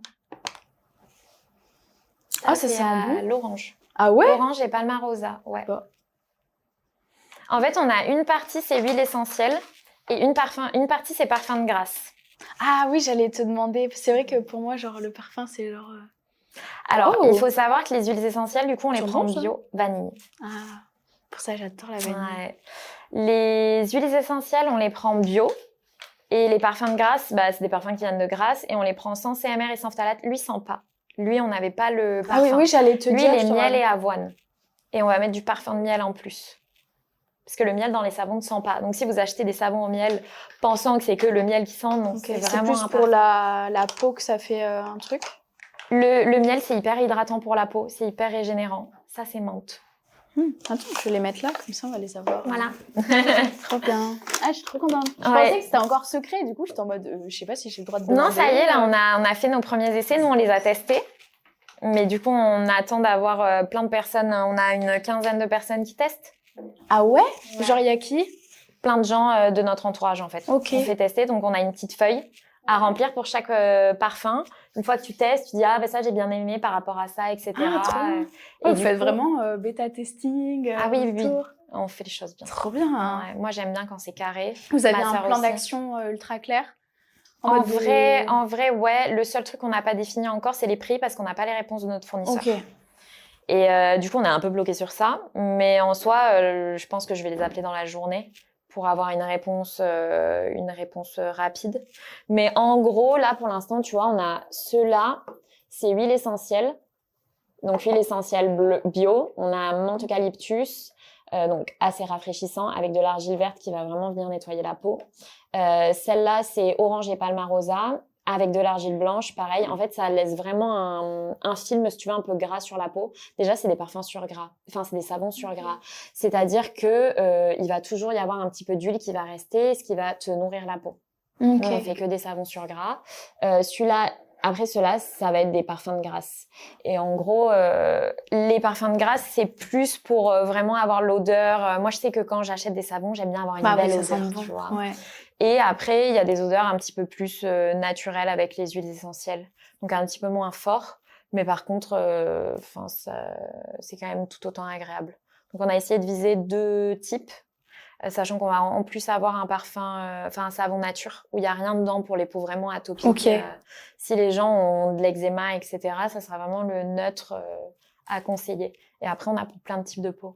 Ok. Plutôt gras, Ah ouais. donc tu vois, le savon à l'amande, ça sera plutôt pour les peaux grasses avec des imperfections. Et là, par après- exemple, l'argile, ça, tu peux le mettre sur le visage? Ouais. Ou c'est que corps? Non, tu peux faire corps et visage Ok. et mains. Ah ouais, ok. Ouais. Mm. Trop bien. Et vous allez développer après des gammes? Ouais. On a déjà un axe de développement. Ok. On a déjà pensé à tout. On fera du savon, on fera pas que du savon, mais ça on n'en parle pas parce qu'on veut garder pour l'instant un petit peu le secret. Mais il faut savoir que c'est quand même un sacré investissement parce qu'une recette, ça là, c'est entre 300 et 500 balles à déposer. Ok. Ah, bah, C'est-à-dire faut que tu tu fais ta déposes recette. Ouais. avant de la produire et de la vendre. Oui. Pour T'es pas qu'on te la obligé de pique. déposer. Comment? Pour pas qu'on te la pique? Pas du tout. Pour voir si c'est pas nocif pour la peau, s'il y a pas des choses qui sont pas possibles, etc. En fait, c'est le pharmacien toxicologue qui va voir la composition et qui va dire oui ou non. Il vaut mieux que ce soit oui. Non, nous, on nous a appris du coup à la formation pour que ce soit validé d'office. Donc normalement, on n'a pas de problème avec nos savons. On a tout vérifié, etc. Mais ça peut arriver que de temps en temps, il invalide la recette. Ok. Après, tant mieux. Parce que si c'est des trucs sur la peau et tout, Ah non, mais clairement. au moins, il y a des vrais Et tests qui sont puis, faits. quand tu vois le savon, que ça contient de base, hein, ça part de la soude. Après, il y en a plus du tout dans le savon. Ça fait vraiment une réaction chimique, en fait. Je savais pas tout ça. Ouais, si. Moi, En je fait, prends juste le savon comme ça, je me lave sur la ouais. douche. Mais en fait, il y a plein de choses et c'est hyper intéressant. Et c'est vrai que, ouais, il faut le savoir quand tu le fais. Et c'est un coût. J'ai vu un réel sur Insta. Oui, une idée de business pas cher, les savons. J'étais là. Alors, c'est pas le business le moins cher en vrai. Hein. C'est en c'est pas le coût, plus simple. Hein. Déposer les brevets, Ouais. faire la formation, Ouais. Il faut acheter les s'enregistrer. ingrédients. Ouais. Il faut s'enregistrer sur un portail européen. Ok. Il faut prendre en photo c'est vraiment toutes les... réglementé. Ah oui. Il faut prendre toutes les photos, les déposer pareil sur un autre portail. On a des bonnes pratiques de fabrication. Donc là, c'est un guide sur comment il faut bien faire, qu'il faut qu'on achète à AFNOR. C'est un peu tout ce qui fait les règles, les réglementations. Donc ça, moi, je connaissais un petit peu avec les bougies parce que pareil, il y a des règles AFNOR. Et il y a plein de choses en fait à savoir. Il y a les parfums, lesquels tu utilises. Nous, je sais qu'on prend des parfums sans cancérigènes et sans perturbateurs endocriniens pour les parfums de grâce. C'est pas le cas de tous. Ça peut être des parfums qui viennent de Chine. Nous, ça vient en France. Franchement, on a essayé de sourcer le maximum en fait qu'on pouvait en France. Par exemple, on a un mec qui fait de l'huile de colza qui est à côté d'Agen. Oh, la fille qui fait du miel et à côté d'Agen. En fait, la fille qui fait du miel, on en prend au marché, tu vois, et on est juste allé la voir en lui disant c'est possible de nous faire des plus gros pots. Elle nous a dit bah oui, carrément. Et du coup, c'est vrai que dès qu'on a la possibilité de faire du français qui soit pas non plus hors de prix, on fonce. Pareil. On a trouvé un truc génial. Franchement, je suis trop contente. En gros, j'avais entendu parler pour des cadeaux de mariage, parce que du coup, tu le sais, je vais bientôt me marier, qu'il y a des petites cartes que, en fait, une fois que tu la plantes dans la terre et il y a des fleurs qui poussent. Ouais. Et ben en fait, nos étiquettes, ça sera dans ça. Oh, ok, trop bien. Ouais. Du coup, on aura des étiquettes qui sont 100% compostables. Trop cool. C'est une boîte française qui fait ça. Et du coup, on a juste à les mettre dans la terre. Tu mets un peu d'eau et puis tu as tes fleurs qui poussent. Trop bien. Ouais. Comme ça, il y a le savon et le truc, enfin, genre rien reste qui part à la poubelle, en fait. Trop bien. Ouais. Trop cool. Et justement, j'ai une question. Est-ce que tu penses que de prendre des petits producteurs comme ça autour d'Agen, autour de chez vous, si jamais la marque prend beaucoup d'ampleur, est-ce que tu penses qu'ils arriveront à continuer à... Ouais. En fait, c'est des gens qui ont quand même une grosse production. Ok. C'est quand même des fermes qui font que ça, des agriculteurs qui font que ça. Trop bien. Et du coup, ouais. Et puis, si jamais on a d'autres noms en fait dans la région, on en a contacté plusieurs. Après, on a appris là où le feeling est le mieux passé. Ouais. Et c'est vrai que moi, je marche au feeling parce que je trouve que quand tu sens bien les gens, c'est pas pour rien. Et c'est vrai que là, le producteur de colza, hyper mignon, trop cool. La fille qui fait le miel, l'apicultrice, pareil. Du coup, on s'est dit, en fait, soit t'achètes... En plus, il y a eu des scandales là, avec les miels dans les supermarchés où en fait, ça arrive de tout sauf de France, sauf que le marketing, tu sais, ils te mettent français, ils te le font détourner en mode, oui, miel de notre pays ou je sais pas quoi. Et en fait, ça vient du Mexique, du Chili, etc. Et c'est vrai que j'avais regardé sur les bouchons, en fait, tu vois, l'origine. Et du coup, je m'étais dit, non, en fait, passer en local, ça a beaucoup plus de sens. Beaucoup plus de sens. Ouais, tu soutiens les gens autour de chez toi. Et ça coûte pas forcément beaucoup plus cher. C'est ça que des fois les gens comprennent pas, ça coûte pas forcément beaucoup plus cher et pourtant tu as le contact avec la personne. Les personnes, elles sont reconnaissantes, elles sont hyper contentes. Quand on leur dit oui, c'est pour faire des savons. Un beau projet. ils sont là, ah, mais c'est génial. Enfin, c'est vraiment cool. Trop cool. Et tu parlais de coûts. Et pourquoi pas avoir fait de levée de fonds? Je veux pas dépendre en fait de ça. De financement. Ouais. Moi, en fait, mes business, je les ai toujours démarrés à 0. Et c'est moi qui investis dedans. Et je préfère faire doucement, mais sûrement, et réussir à me faire un salaire plutôt que de lever des fonds et que ça floppe. Ok. Je préfère faire au fur et à mesure parce qu'en plus, je vois le business du début, petit, à beaucoup plus grand, jusqu'à ce que je dise là, c'est bon, stop, je veux pas plus. Ma conciergerie, je pourrais la faire beaucoup plus grande. Est-ce que j'en ai envie aujourd'hui? Pas du tout. J'ai pas du tout envie de faire plus grand. Là, ce que j'ai, ça me convient très bien. Et je pense que c'est beaucoup plus de charge mentale, etc. Et j'ai pas envie d'avoir. Par rapport à ce que moi, j'ai envie d'avoir, je préfère faire moins de sous parce que je suis sûre que je pourrais faire beaucoup, beaucoup plus de sous en le mettant dans plein de villes. Là, par exemple, on est en train de me demander, oui, en une semaine, 2 fois, 2 personnes, t'as pas des conciergeries sur Paris? Bah, Paris, en plus... Et je suis sûre que je pourrais développer un réseau, mais en fait, j'en ai pas forcément l'envie parce que c'est beaucoup plus de charges. Et du coup, c'est pour ça que j'aime bien démarrer de 0, faire mon investissement moi-même et voir comment ça marche. Et puis, voir comment ça prend. Parce qu'en fait, le truc de la levée de fonds, c'est quand même, il faut que tu aies Faut que tu aies la vision, faut que tu aies des gens qui te fassent confiance. Il faut que tu aies beaucoup de produits dès le début. Et imagine, ton produit, il floppe. Alors là, on peut s'en rendre compte assez rapidement. Alors, on a des testeurs qui va quand même permettre de le voir, mais ça se trouve, il y a des choses qu'on verra pas et qu'on peut direct remodifier. Et c'est vrai que moi, j'aime bien avoir le contrôle aussi. Bah ouais. Non, c'est vrai que c'est un choix, mais même moi, tu vois, j'ai jamais fait de levée de fonds, même là sur le projet que je développe en parallèle. Et je pense que quand que c'est ton projet, que tu as cette chance, entre guillemets, de pouvoir faire ton apport financier, au moins tu contrôles tout de A à Z et tu peux faire tes choix. Et si tu as ta vision, tu vois, là, tu le disais, tu veux trouver un peu le juste milieu entre la rémunération et la charge mentale et le temps. Et peut-être que si tu avais des gens derrière toi qui te disaient on veut ça, ça, ça comme résultat, au final, tu vivrais pour eux et pas pour toi, ton projet et le kiff aussi. Et puis moi, mon projet, je veux qu'il soit à 100% à moi et à ma sœur. Oui. Je veux pas qu'il y ait d'éléments qui viennent. Et c'est vrai que la levée de fonds, t'es souvent redevable. Et moi, c'est un truc que je veux pas. Ouais. Je sais que, en fait, j'ai le contrôle et ça me permet de vraiment m'orienter en fonction de ce que je vends, etc. Et je pense que ce qui est vraiment très avantageux par rapport à nous, c'est qu'on a déjà une boutique qui tourne sur Agen. Ouais. Et vous avez un lieu physique. Ça fait là, ça fait un petit peu plus d'1 an qu'on est vraiment dans le gros local. Et c'est vrai que c'est hyper cool parce qu'en fait, là, on commence à teaser aux gens. Il va y avoir quelque chose de nouveau. Ouais. Ok. Ouais. Il y a une fille la semaine dernière qui a trouvé ce que c'était. Ah ouais? Ouais. Et on tease. Et il y a un commerce dans la rue qui sait ce qu'on fait. Le reste, ils savent pas. Et en fait, on veut vraiment avoir la surprise au dernier moment sur tout ce qu'on a fait. Trop bien. Ouais. C'est trop cool. Mais en plus, je pense que même le fait que vous ayez déjà ce lieu-là, vous avez déjà des clients qui viennent, qui vous connaissent, qui sont sensibles aussi au fait main sur Agen parce que du coup, dans la boutique, il y a moi qui expose, il y a mon père. Mon père, il fait les tables, les planches. Donc en fait, il y a quand même une clientèle qui vient pour l'artisanat qui est fait sur Agen.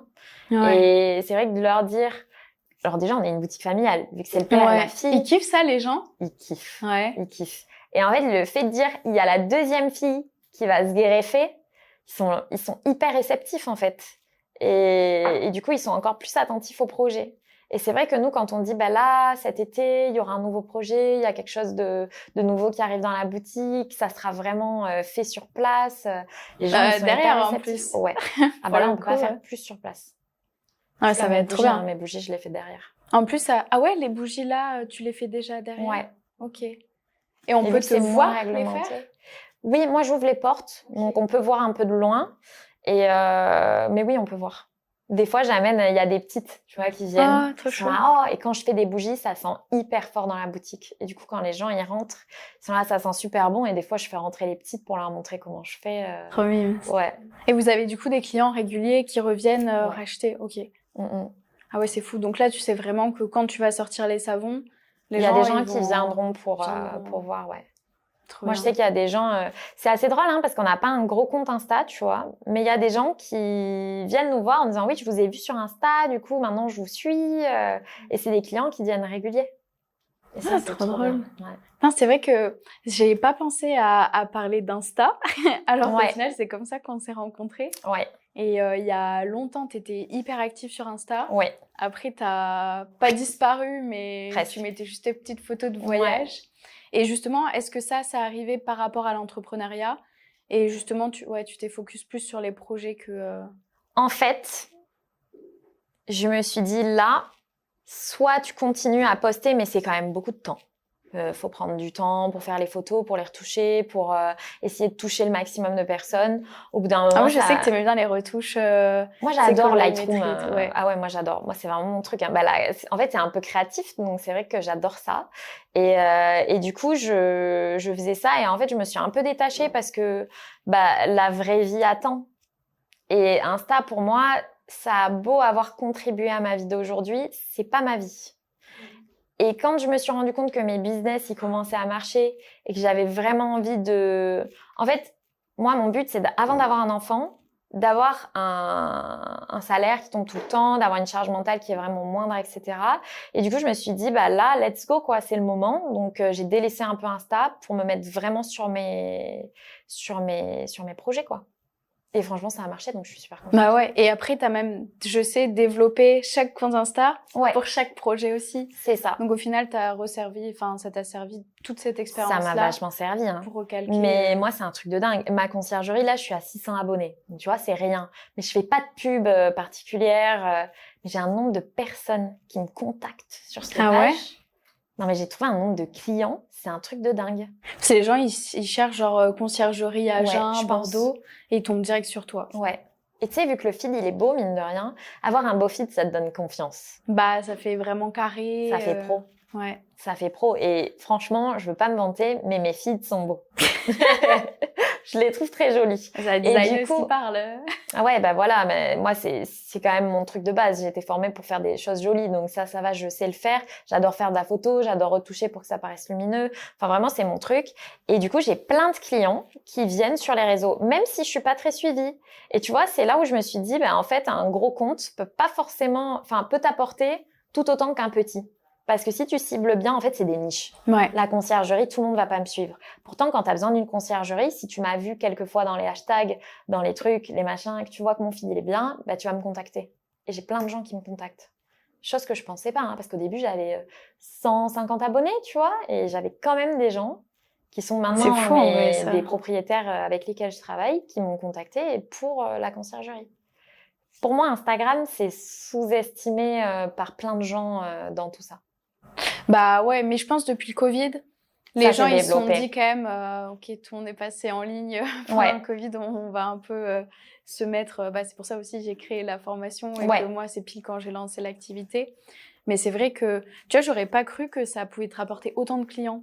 Si. Ton compte Insta. Pourtant, petit compte, hein. Petit compte, 600 abonnés, c'est pas beaucoup. Oui. Enfin, moi, je sais que je côtoie des gens avec plus d'abonnés que ça, beaucoup plus. Mais du coup, c'est vrai que au début, je pensais pas que ça allait toucher autant de monde. Et finalement, quand j'ai commencé à avoir les retombées, je me suis dit, mais c'est fou parce que 600 abonnés, moi, j'aurais jamais cru que j'aurais eu des gens intéressés ou très peu. Et finalement, toutes les semaines, j'ai des demandes. Alors, des demandes qui peuvent pas forcément aboutir par rapport aux spécificités de Bordeaux, le fait qu'on puisse pas louer de résidence secondaire dans Bordeaux, etc. Mais du coup, j'aiguille quand même ces gens. Et mine de rien, le fait de bien les aiguiller, ils parlent de toi. Et du coup, ils te ramènent des gens. Trop cool. Et même pour, là, du coup, les savons, vous allez lancer le compte Insta? Ouais. On le lance en même temps que tout. Ok. Donc, on a commencé à créer du contenu en amont. Dès qu'on a nos savons qui sortent, les vrais savons du coup qu'on va utiliser. Là, on veut pas faire du contenu vraiment sur les tests. On fera peut-être quelques vidéos réelles pour montrer à quoi ça ressemble. Mais on va vraiment commencer à faire vachement de contenu en amont. Et on va préparer, le feed et on va commencer à vraiment cravacher une fois que c'est sorti. Trop bien. Et là, du coup, ça veut dire que ce sera pas forcément cette forme-là? Alors, en fait, il va y en avoir plus grand. Ok. Là, t'es sur du 50 grammes ou un truc comme ça. Nous, ça va être 100 grammes. Après, on va avoir des savons plus petits dans des moules en cœur, tu vois, des trucs mignons. On va avoir des savons aussi à usage unique. Pour tout ce qui est, par exemple, les gîtes, les conciergeries, les hôtels, on va pouvoir proposer des savons, en fait. Trop bien. Ouais, vous allez avoir des gens. vraiment une branche hyper grosse gamme. B2B. Et on va essayer aussi de vachement développer, parce que là, il y a un gros bise pour moi à prendre. C'est le monde du mariage, des baptêmes, des EVJF Évidemment. et des événements d'entreprise. Voilà, ça, on va baser aussi vachement sur ça. On va avoir du savon à ton mariage? Je sais pas encore. En tout cas, on a des bougies. Ok. Sûre et certaine. J'ai déjà fait des bougies. Trop cool. Ouais. Donc peut-être des savons, à voir. Trop cool. Et là, justement, c'est quoi les prochaines steps pour le lancement? Pour le lancement des savons. Vous avez un nom? Je t'ai pas demandé, je sais pas si c'est secret. Du coup, je pense que ça va sortir à peu près en même temps, donc ça sera plus secret. Ça va être douceur de sœur. Okay. En gros, au début, on voulait l'appeler les savons des sœurs. Ok. Et le problème, c'est que ça a fait très religieux. Bah ouais, j'avoue. Oui. Et donc, du coup, je me suis dit, c'est pas du tout notre vibe. Donc, on va essayer de partir dans quelque chose un petit peu plus cocooning, parce qu'on veut vraiment apporter cette espèce de bulle, tu vois. En fait, je suis en train de vous imaginer avec les tenues là. On va vraiment Ouais, non, pas du tout. Et c'est pour ça que, du coup, on s'est dit, non, je veux quand même conserver le sœur, parce que c'est vraiment un projet c'est votre avec ADN, nous deux. Quoi. Ouais. Et je voulais un truc qui fasse un peu cocooning. Je voulais un nom français. Je voulais pas un nom court qui veut rien dire, entre guillemets, à premier abord. Un peu comme mon nom que j'ai créé, moi, pour ma boîte de déco, c'est Amaïna. Amaïna ne veut rien dire, hein. Et je voulais pas avoir ça. Je voulais vraiment qu'on puisse identifier que c'est quelque chose pour le bien-être. Du coup, on a appelé ça douceur de sœur. Et ça nous a convenu à toutes les deux. On a fait le logo, on a commencé à faire notre charte graphique. C'est toi qui as fait le logo? Ouais. J'ai fait le logo, j'ai fait le site. Le site, c'est pas un site marchand, c'est un site vitrine qu'on renvoie sur Etsy. Comme ça, en fait, pour tout ce qui est ces gestions des stocks, ça sera beaucoup plus simple. Et moi, Etsy, j'aime bien. Bah, c'est là où tu vends déjà aussi tes produits, donc c'était je sais comment ça marche. Ouais. C'est quand même assez facile d'utilisation. Du coup, Etsy, c'est quand même, c'est pas un saut dans l'inconnu. Puis il y a déjà du monde qui vient sur Etsy. Oui. C'est quand tu crées ton site, plateforme faut que tu fasses venir le monde. Ouais. Que là, au final, tu as déjà les gens qui vont peut-être te trouver via ça. Exactement. Mais dans le futur, c'est un projet de développer aussi votre plateforme? Pas forcément. Pas forcément, parce que moi, j'aimerais vraiment que ce soit en boutique. J'aimerais vraiment que ce soit sur Etsy aussi. Parce qu'en fait, il y a des boîtes sur Etsy, elles éclatent tout. Hein. Vraiment, c'est un truc de malade. Moi, je me rends pas compte. Il y a des gens, ils ont plus de 100 000 ventes sur Etsy.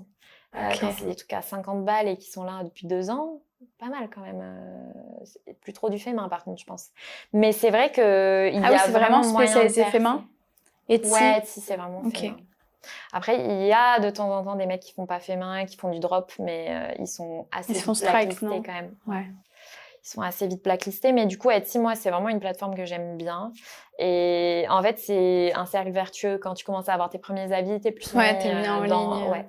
Trop bien. Donc, du coup, c'est tu sais que là, quand on parle, j'ai genre tout l'odeur des savons qui arrivent. Ah ouais. Non, mais c'est vrai que ça sent quand même pas mal. La pièce, ouais. le studio. T'imagines entre ça et les bougies à la boutique? J'avoue. Déjà, les gens, quand ils rentrent dans la boutique, ils disent « Oh, ça sent super bon !» Mais ça sent bon, mais ça sent pas fort. Tu vois, genre, c'est pas dérangeant. Genre, par exemple, j'aime bien cette marque, mais tu vois, quand on rentre chez Lush, moi, je fais que atchoumer. Genre, je suis en PLS. Genre, j'ai trop mal à la tête. Parce que je pense pas que ce soit les mêmes parfums.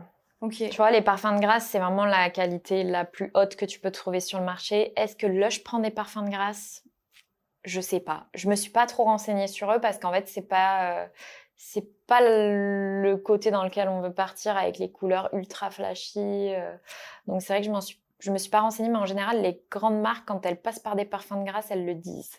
Parce que c'est un argument de vente. Bah ouais. C'est les meilleurs parfums sur le marché et c'est fait à la main, enfin, c'est fait en France, quoi. Et comment, justement, vous avez choisi les parfums, les couleurs? Alors, les parfums, déjà, on les a choisis par rapport à tout ce qui est phtalate et CMR, donc perturbateurs endocriniens et cancérigènes. On n'en voulait pas. Donc, déjà, on a viré tous ceux qui avaient ça dedans. Et ensuite, on s'est dit, OK, quels parfums peuvent le mieux passer dans des savons et quels parfums peuvent le plus se vendre? Parce qu'en fait, c'est bien d'avoir tes odeurs que tu adores, mais si tu sais que c'est particulier et que ça se vend pas, ça sert à rien, entre guillemets, d'en prendre parce que ton chiffre va pas s'éclater. Ouais. Et du coup, dans les parfums de grâce, franchement, on a pris des parfums assez légers, assez qu'on voit un peu partout. Fleur d'oranger, vanille, fleur de cerisier, c'est des parfums qui reviennent vachement. Vous avez fait à la Miel rose aussi. Alors rose, parce que moi j'adore. c'est hyper compliqué. Ah ouais. Parce c'est que mon l'huile parfum essentielle de préféré. rose, c'est plus de 10 000 balles le litre, je crois. C'est ultra cher. Et le problème, c'est que les parfums de grâce ne font pas l'odeur de la rose. Enfin, il y a un de mes fournisseurs qui le fait, j'ai testé, ça n'a pas du tout l'odeur de rose. Ok. Et du coup, pour l'instant, on aimerait, hein, parce que moi aussi j'adore l'eau de rose, etc. Mais pour l'instant, on n'arrive pas à trouver. Donc peut-être qu'à un moment, on trouvera un stratagème pour avoir... ben ouais, mais en vrai, c'est ce qui va peut-être jouer. Et c'est pour ça qu'il y a très peu de parfums à la rose. Et les parfums qui sont à la rose, je crois pas qu'il y ait des parfums de grâce. Ok. Bah là, moi, c'est, tu sais, mes crèmes hydratantes et Ouais. tout, mais c'est c'est des grosses marques internationales et tout, donc je pense qu'ils sont pas sur Grasse pour le coup. Ouais, il y a moyen. Je suis pas sûre. Hein. C'est Mais plus ouais, les j'aime marques trop la françaises, rose. du coup, qui se mettent sur les parfums de grâce. Ok. Mais tu vois, moi, je trouve ça fou, parce que je me dis, t'as quand même fait ça de zéro, en n'ayant, je pense, aucune connaissance, tu vois, de base. De base. Et... Savon, moi je suis arrivée à la formation de savon. La fille a dit qui a déjà fait des savons. Il y en avait qui avaient déjà fait. J'étais là, moi, je sais même pas comment ça se fait quoi. Enfin, je m'étais quand même renseignée, mais j'avais jamais vu. Non, j'ai zéro. Et je trouve ça trop cool que justement t'aies cette casquette justement d'entrepreneuse et que tu t'es dit ok, je vais lancer un savon. Et c'est vraiment toi qui as appris à le faire, qui l'a fait, qui a compris toutes les réglementations, etc. Et alors que tu aurais pu très bien, tu vas prendre quelqu'un qui s'en occupe et le faire. Et justement, qu'est-ce qui a fait que tu t'es dit, on va vraiment le co-créer avec ta sœur et vous alliez vraiment mettre la main dans la pâte, quoi. En fait, moi, je suis comme ça. Donc, je peux pas te dire ça. J'ai réfléchi à le faire comme ça. Je suis comme ça. Moi, j'aime tout apprendre, voir tout de A à Z, le cheminement. Et c'est hyper instructif déjà, et c'est hyper gratifiant. T'es partie de zéro. C'est toi qui l'as fait, quoi, avec tes petites mains et tout. Ouais. T'as tout pesé, tout faire, avec etc. Je sais que c'était fait avec amour. Franchement, grave. Et c'est hyper bien. Moi, je suis hyper contente de pouvoir faire des savons parce que j'adore faire ça. Et ma sœur aussi. Donc, c'est vrai que c'est super cool. Mais oui, moi, j'aime tout faire de A à Z. En fait, comme ça, je comprends beaucoup mieux le développement. Je peux beaucoup mieux l'expliquer. Et c'est vrai que ça me facilite vachement la chose, en fait, pour à la fin le vendre. C'est bête, hein, mais mes bougies, quand je me mets à expliquer comment je les fais, pourquoi je les fais comme ça, pourquoi les contenants céramiques, les gens, ils ont plus de chances de revenir ou d'acheter direct sur l'instant. Ouais, je pense qu'il y a ce truc où tu sais à qui tu l'achètes et tu sais tout ce qui a été fait derrière. Et au final, de voir que ça a été fait avec passion, ça change tout que prendre juste un savon en supermarché, tu vois. Même si des fois, il y a des marques qui vont plus ressortir que d'autres. Mais si t'as vraiment un petit producteur qui dit moi, j'ai fait des trucs comme ça, ou un artisan qui dit j'ai choisi comme ça. C'est vrai que je trouve que tu dis je vais le soutenir parce que je sais que ça a été fait avec passion, que ça a été bien choisi. Et il y a l'humain derrière au final. Et je pense que ça va être votre force. Clairement, mais ça l'est déjà en boutique en fait, parce que les gens ils sont hyper contents. Je leur dis mais si moi j'ai mon atelier juste derrière, donc des fois je leur montre vite fait toutes les bougies qui sont sur la table que je suis en train de décorer. Les gens quand ils rentrent, des fois je suis en train de faire mes bougies parce qu'en fait quand je commence à en décorer une, je dois la finir. Donc je peux pas les accueillir direct, donc je leur explique. Et c'est vrai que les gens, ils sont là, c'est sympa que ce soit fait à la main. Là, par exemple, sur Agen, j'ai fait des cartes postales de la ville. Parce que je me suis rendu compte que les grosses entreprises qui font les cartes postales ont fait une carte postale sur Agen. Oh, ok. Et on a plein de touristes l'été. Et ça, c'est le truc qui se vend. C'est un petit achat. C'est super sympa pour montrer, c'est un souvenir en fait. Et il n'y a pas vachement de souvenirs à Agen. T'as les pruneaux d'Agen. C'est bon. Donc du coup, j'ai fait les cartes postales, j'ai fait des posters. Et en fait, les gens, ils savent pas que c'est moi. Et quand je le dis, ils achètent. Ok. Chose qu'ils feraient pas forcément. Bah ouais. Et en fait, quand je leur dis non, mais c'est moi qui ai créé le visuel. Pour l'instant, il y en a 6. Peut-être que j'en ferai plus après. Les gens, ils sont hyper réceptifs. Et c'est pareil pour les bougies. Et c'est pareil pour les planches. Tu vois, quand on explique que c'est fait main par nous, les gens, ils voient le créateur, ils se disent c'est trop bien. Enfin, au lieu d'acheter une bougie dans le commerce que t'achètes, il y a du pétrole dedans, il y a des parfums, tu sais pas d'où ils viennent. Là, on explique tout. Et les gens, ils sont vraiment réceptifs. Et moi, j'adore la boutique pour ça. Trop cool. Et justement, j'ai une question qui m'est venue pendant que tu parlais. Est-ce que vous allez faire des ateliers bougies ou atelier savon? Alors, les ateliers bougies, je pense pas. Ok. Parce qu'en fait, on a des gens qui font des bougies à côté de notre magasin à Agen et qui font des ateliers.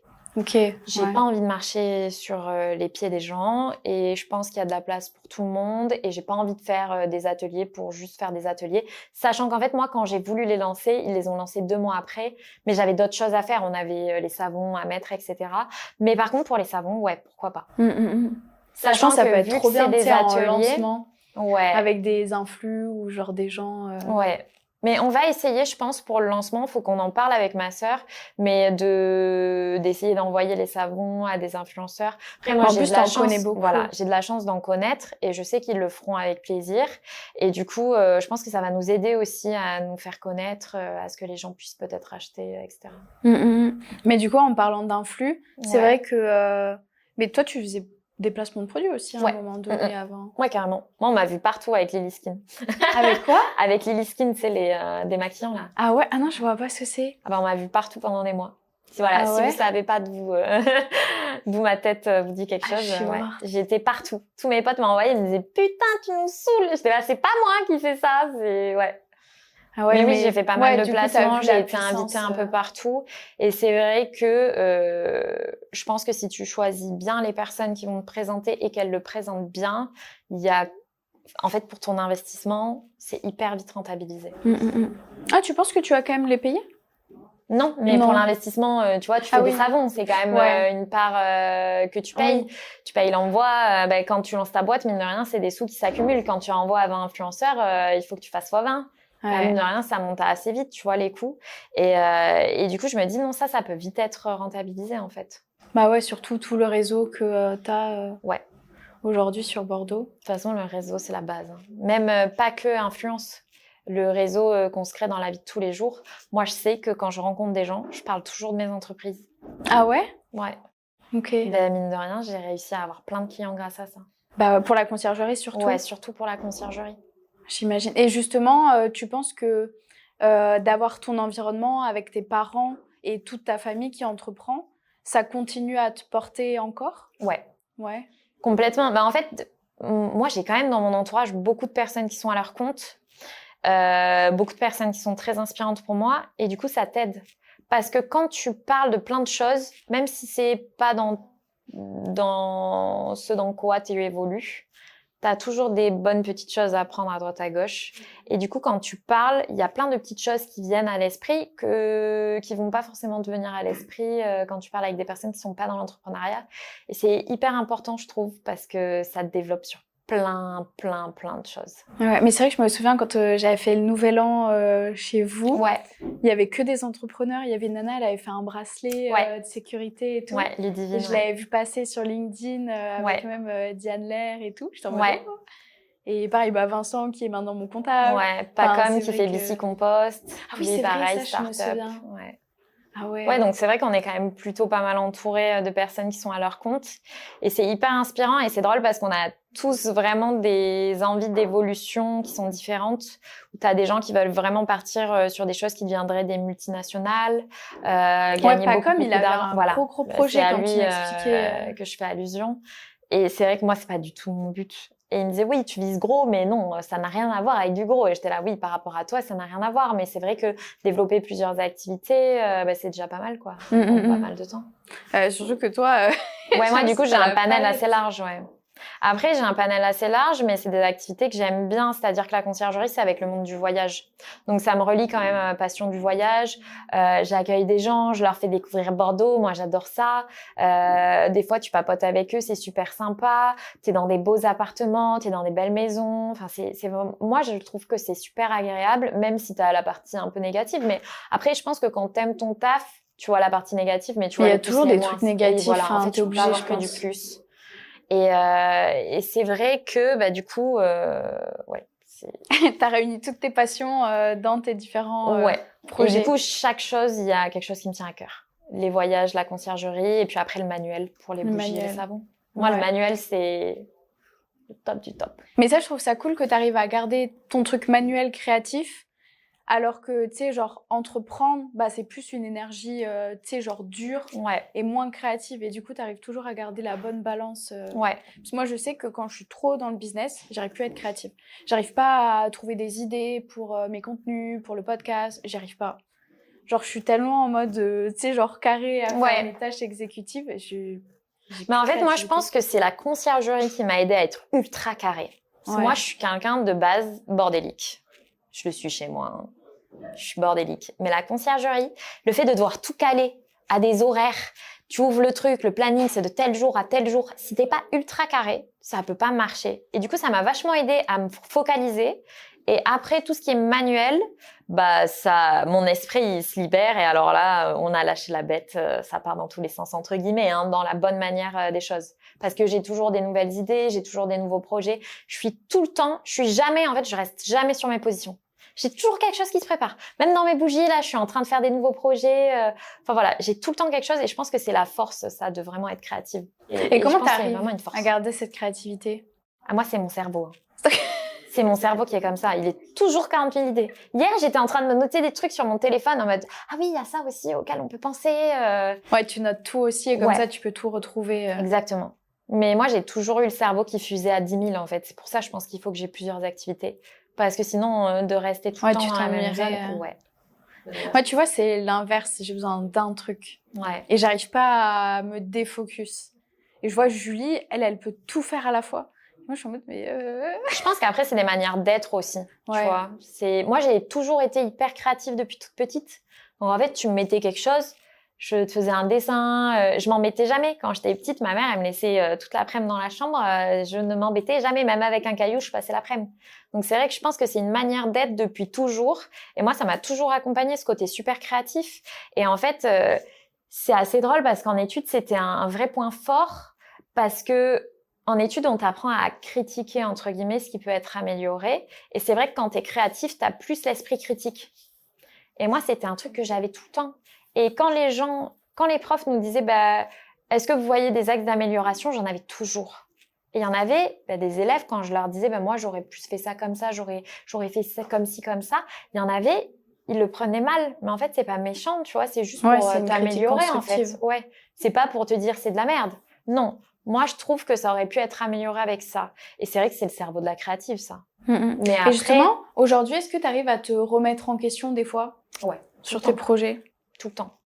Et ça te permet d'évoluer et justement d'avoir Ouais. un axe dans lequel tu vas ou savoir ce que tu vas prioriser ou pas. Parce que pareil, tu vois, je me dis, Mm. quand c'est l'été et que là, tu dois développer la conciergerie plus le nouveau projet, comment tu arrives à, tu vois, prioriser et te dire, bah, là, je dois mettre de l'énergie là-dedans, mais aussi là-dedans, tu vois. En fait, là, surtout, ce que je fais, moi, pour prioriser, c'est que je fais des jours. Okay. Je sais que tel jour, je vais travailler sur la conciergerie, tel jour, je vais travailler sur la boutique et je m'y mets à fond. Je suis sur mon ordi, je travaille toute la journée, je me note tout, j'appelle les fournisseurs, je fais les sites internet, etc. Je fais tout et c'est vrai que ça m'aide à me focus. Okay. Mais oui, par contre, je suis tout le temps en train de me remettre en question. Est-ce que ça suffit? Est-ce que les gens vont continuer d'acheter comme ça? Est-ce qu'on changerait pas autre chose? Ouais, c'est cool, tu veux toujours évoluer. Ouais. Par contre, dans la conciergerie, c'est pas trop comme ça parce que la conciergerie, une fois que tu as ton offre, ça change pas trop. Tu peux pas trop la changer, sauf si tu changes de cible, ce qui, moi, est pas du tout mon but aujourd'hui. Mais par contre, dans la création, je suis toujours en train de me remettre en question. Toujours. Cool. C'est pour ça que là, c'est depuis ce début d'année-là où je prends que des parfums sans CMR, sans phtalate.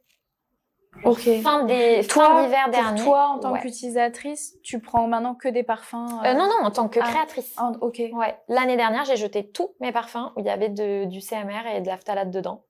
Ok. Et j'ai dit non, là, ça y est, c'est bon. Je sais que c'est en train d'éclater dans la mauvaise manière de voir les choses, et ce que je comprends tout à fait. Donc, j'ai tout jeté. Et j'ai racheté plein de parfums sans CMR, sans phtalate. Tu vois, et ça, je pense que si tu te remets pas en question, c'est des choses que tu changes pas. Et c'est des choses qui font que peut-être tu vas stagner, tu vas régresser. Ouais. Parce que aussi, t'as évolue. appris là-dessus et enfin, tu sais que tu veux pas ce genre de produit chez toi. Ouais. Et puis le monde évolue. Il y a des choses qui viennent de plus en plus dans l'esprit des gens. Et ça, les cancérigènes, effectivement, quand tu vois qu'aujourd'hui le nombre de cancers explose, qu'il y a des cancers, les cancers du sein qui arrivent à des nénettes qui ont 13 ans. Ça n'arrivait pas avant. Forcément, les gens font plus attention. Et du coup, si tu te mets pas en question, c'est des choses qui changent pas. Faut éduquer. Et je pense que c'est ce que tu vas pouvoir faire avec le parfum. Déjà, je pense que je fais pas la généralité, enfin, je fais pas que pour moi. Je pense que tous les créateurs de bougies aujourd'hui le font, essayent de sensibiliser les gens, parce que tous les créateurs que je connais, en tout cas moi, qui font des bougies artisanalement, n'utilisent pas de paraffine, donc c'est un dérivé de pétrole. Ils utilisent que de la cire végétale, utilisent des parfums de grâce, donc ils sont beaucoup mieux, des mèches en bois ou que en coton. Enfin, en fait, c'est des choses comme ça, et on sensibilise les gens. Il n'y a pas que moi qui le fais, hein. Il y a tous les autres artisans qui le font, et c'est vrai que c'est bien. Et ceux qui le font pas, je trouve que c'est dommage, parce qu'en fait, il y en a plein, ils voient ça que comme de la concurrence, mais c'est ce qui va pousser aussi les gens à acheter que ça, et du coup à ouvrir entre guillemets un peu leur achat à tous ces gens-là, plutôt que de prendre des grosses bougies dans le supermarché. Tu vois, il y a des gens, des fois, ils me disent oui, tes bougies sont chères. Oui, c'est sûr, si tu vas à Action, elles sont à 3 €. Regarde la liste des ingrédients. Remercie-moi après. Oui, c'est vrai. Hein. Ouais. C'est vrai. Hein. Tu respires du parfum hein, quand tu fais brûler les bougies d'Action. C'est pas, j'invente pas. Hein. Tu regardes paraffine, c'est hyper mauvais. Mais faut que, enfin, tu vois, c'est qu'il faut le savoir. Ouais. Je pense que la plupart des gens ils savent pas. Même moi, tu vois, je le sais pas. Et il y a tellement de choses sur lesquelles faut juste apprendre et peut-être se pencher. Et je trouve ça trop bien que les créateurs, et comme vous, tu vois, avec le savon, vous allez communiquer dessus. Ouais. Parce qu'au final, c'est des trucs que tu mets sur ta peau. Que tu mets au quotidien, surtout que... Enfin là, c'est si tu mets un poison au quotidien sur ton corps, au bout d'un moment, ça rentre. Hein. Ouais, c'est vrai que c'est important. Et c'est pour ça que nous, pour l'instant, on commence avec des savons et on partira sur plus en plus, je pense, de choses complètement naturelles pour mettre sur le corps, cosmétiques en tout cas. Ok. Du coup, tu vas encore continuer à te former Ouais. Mais on a déjà eu pas mal de... Franchement, on a déjà vachement appris sur la formation là qu'on a faite avec ma sœur. Et ça nous a déjà donné des axes de développement par rapport à tout ce qui est cosmétique. Trop bien. J'aimerais bien que tu nous donnes un peu tes conseils en tant qu'entrepreneuse pour justement les filles qui nous écoutent et qui auraient peur de, tu vois, se lancer dans un nouveau projet comme là, où tu as vraiment tout fait from scratch, ou même la conciergerie, ou même, bref, toute ta palette d'activités. Ouais. Qu'est-ce que tu pourrais dire justement à une fille qui hésite à se lancer parce que peut-être que y a un investissement financier dedans, ou peut-être pas, ou tu vois, qu'elle a peur. En fait, pour moi, le plus compliqué, c'est de se lancer. De passer au-delà du regard des autres. Parce que ce qui est dingue, et c'est véridique, les gens, ils prennent leurs pensées limitantes, ils les foutent sur toi. Non mais tu vas pas y arriver. Pourquoi j'y arriverai pas? Oui mais parce que tu comprends, moi... Non, là c'est pas question de toi. C'est toi, est-ce que tu sens qu'aujourd'hui tu serais plus épanoui à ton compte? Je pense que si aujourd'hui tu fais les choses bien, tu peux vite gagner de l'argent. Même si tu gagnes pas des sommes mirobolantes, tu peux vite gagner de l'argent et être beaucoup mieux que dans un CDI. Et en fait, je pense qu'avant de se lancer, par contre, faut faire les choses bien. Ça, je vais pas, voilà. Je pense que business plan, se former, commencer à voir à peu près à quel prix tu vas vendre, si tu es dans les prix du marché, voir ce qui se fait en France, à l'étranger, c'est hyper important et de se lancer en fait au bout d'un moment et d'en parler à tout le monde. Ah, ça, moi j'en parlerai à tout le monde. C'est super important. Et je sais que moi, quand je me suis lancée, j'avais trop peur d'en parler autour de moi. Ouais, alors qu'en fait, une fois que tu t'es lancée, les gens sont plutôt positifs. J'en ai parlé à Ben, mais avant que tu te lances, c'est lui qui m'a trouvé mon premier client au final. Mais parce que Ben, il est aussi dans l'entreprise, dans l'entrepreneuriat. Ouais. Je pense que c'est peut-être important d'en parler à un peu tout le monde et surtout des gens de l'entreprise. Qui sont en mais il faut pas avoir peur, parce que comme tu le disais, souvent on a peur que les gens nous jugent. Et j'ai trouvé ça très fort ce que tu disais, que en fait, ils projettent juste en fait leur insécurité. Et ça, je le vois à chaque fois, même des fois, moi je dis j'aimerais bien faire ça, ça, ça. On me dit tu crois que c'est possible, mais là il y a pas de place, il y a pas si. Il y a toujours de la place. Regarde la conciergerie, le nombre de conciergeries qu'il y a sur Bordeaux. Pourtant, moi j'ai du travail. Je suis pas la plus grande, je suis pas celle qui prend le moins cher, mais il y a de la place pour tout le monde en fait. Mais ça, j'avais peur au début, tu vois, de la concurrence. Et en fait, genre, s'il y a de la concurrence, c'est qu'il y a un marché. C'est qu'il y a du marché. En fait, faut foncer. Et non, mais je suis la concurrence, ça fait pas peur. La concurrence, ça t'aide justement. Je trouve que c'est bien d'avoir de la concurrence. Et puis, ça te permet d'avoir de la nouveauté, tu vois, de te booster. T'as pas de concurrence. De te challenger aussi. Mais oui, clairement, tu restes sur tes acquis. Tu dis, bah oui, il n'y a personne d'autre Toi, autour. tu vois Bon. que tu as évolué quand même sur tes différents business en fonction du Complet. marché? Ah, mais complet. Mais même, j'ai évolué d'offre. Moi, quand je suis partie de mon associé, j'ai changé mon offre. Ok. J'ai mis un petit peu plus cher, mais j'ai mis des choses dedans. J'ai changé mon offre, en fait. Parce que celle qu'on faisait me convenait pas forcément. Je trouvais que c'était pas forcément assez carré. Mais tu vois, en fait, c'est chaque formule convient à quelqu'un. Hein. Lui, il a des clients, j'ai des clients, tout se passe bien. Mais c'est vrai que du coup, ça me ressemble plus. Et j'ai changé ma manière de faire. Alors après, j'ai plus jamais changé mes prix par rapport au pourcentage, etc. que je prends. Mais parce que j'ai fait un business model qui marchait depuis plusieurs années. Et du coup, vu qu'Airbnb a pas non plus évolué que ça va. Mais oui, effectivement, je pense que être cadré, faire des choses bien, c'est important. Il faut. Bah, moi, j'aime bien le fait que, et t'arrêtes pas de le dire, tu dis à chaque fois, il faut un business plan. Ouais, mais c'est vrai. Et c'est la base Mais de si tout. tu te lances comme ça, que tu sais vite fait ce que tu vas faire, c'est sûr qu'en fait, à la fin, tu feras pas ce que tu as pensé. Parce que quand tu vas étudier la concurrence, parce que quand tu vas te positionner sur le marché, tu vas te positionner face à des personnes qui ont peut-être un service supplémentaire, un service moins complet que le tien. Et en fait, faire un business plan, ça va vraiment t'aider à faire dans le détail. Et le détail, ça fait la différence. Bah ouais, même vraiment savoir ta cible, à qui tu vas t'adresser, ton produit, qu'est-ce qu'il va comporter. Non, mais clairement. T'es obligé de regarder la concurrence. Et tu vois là, ce que j'ai trop aimé, j'ai lu le livre là de Hormozy, et il disait que si tu arrives sur un marché où il y a de la concurrence, il faut pas baisser tes prix. Non. Au contraire. Et je pense qu'il y a beaucoup de gens qui font ça, surtout dans le domaine du freelance, je le vois, ou même globalement. Et de la créa. Ah ouais, tu le vois aussi.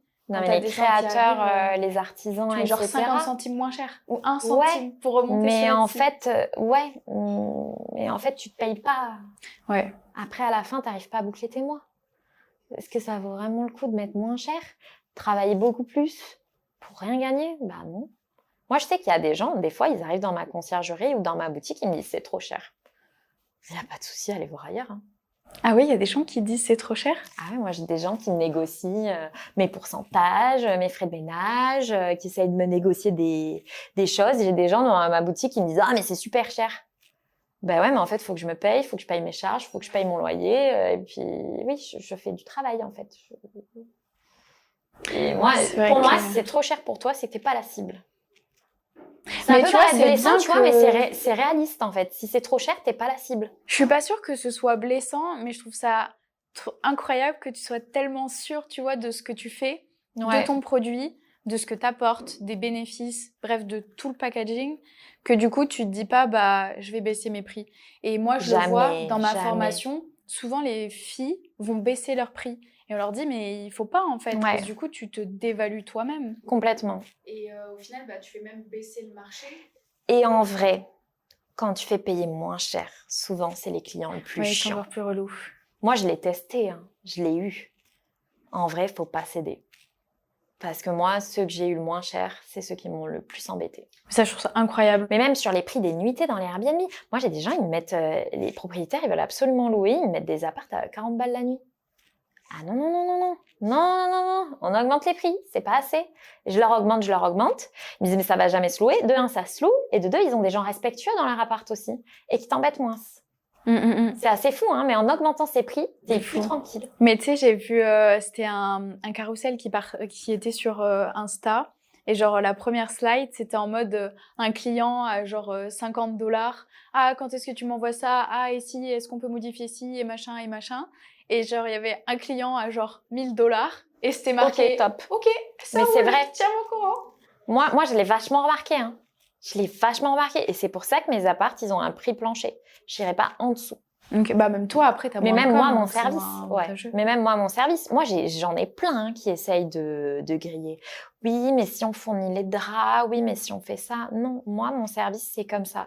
Si tu vous peux pas faire content, de l'individuel. Je l'ai dit à un client il y a pas longtemps. Je lui ai dit, si vous trouvez que c'est trop cher, allez regarder la concurrence. Moi, j'ai des contrats. Si tu m'envoies un mail en disant on arrête, on arrête. C'est-à-dire que du jour au lendemain, moi, en plus, je leur fais les annonces sur leur compte. Donc, ils gardent leur compte, ils gardent leur évaluation. Je m'enlève juste de cohorte et ils gardent tout. Ouais, c'est honnête en plus. Exactement. Mais en fait, je suis mais souvent, ils reviennent, sûre. Non ouais, j'en ai qui reviennent. Ils sont tellement sûrs En fait, je suis tellement sûre que moi, je fais un bon travail par rapport à ce que je propose, que de un, je négocierai pas mes prix parce que mon prix est mon prix, et de deux, parce qu'en fait, je sais que mes clients, ceux qui négocient pas, c'est ceux qui sont moins chers. Bah, aujourd'hui, tu as quand même la chance et l'opportunité de choisir tes clients aussi. Ouais. Et ça, je pense que ça fait une diff. Ouais. Plus la confiance que tu as en ton produit, tes services, enfin, genre, ça change tout. Oui, et puis mine de rien, pareil, c'est de la charge mentale en moins. Parce que ceux que j'ai virés de ma conciergerie... Ouais, ils t'auraient harcelé. Il y en a qui m'harcèlent, il y en a qui ne payent pas. Enfin, j'ai quand même eu des trucs où les propriétaires... Enfin, moi, j'en ai un. T'as une anecdote pour nous? J'ai un propriétaire qui m'a traité de voleuse. Ok. J'ai pété un câble. En fait, ce mec, il s'est fait planter par une conciergerie qui n'avait jamais fait de conciergerie avant, en gros. Et qui lui a dit au dernier moment, on vous prend pas. Il était en Thaïlande. Moi, je lui récupère son appart en dernier moment, dans sa maison.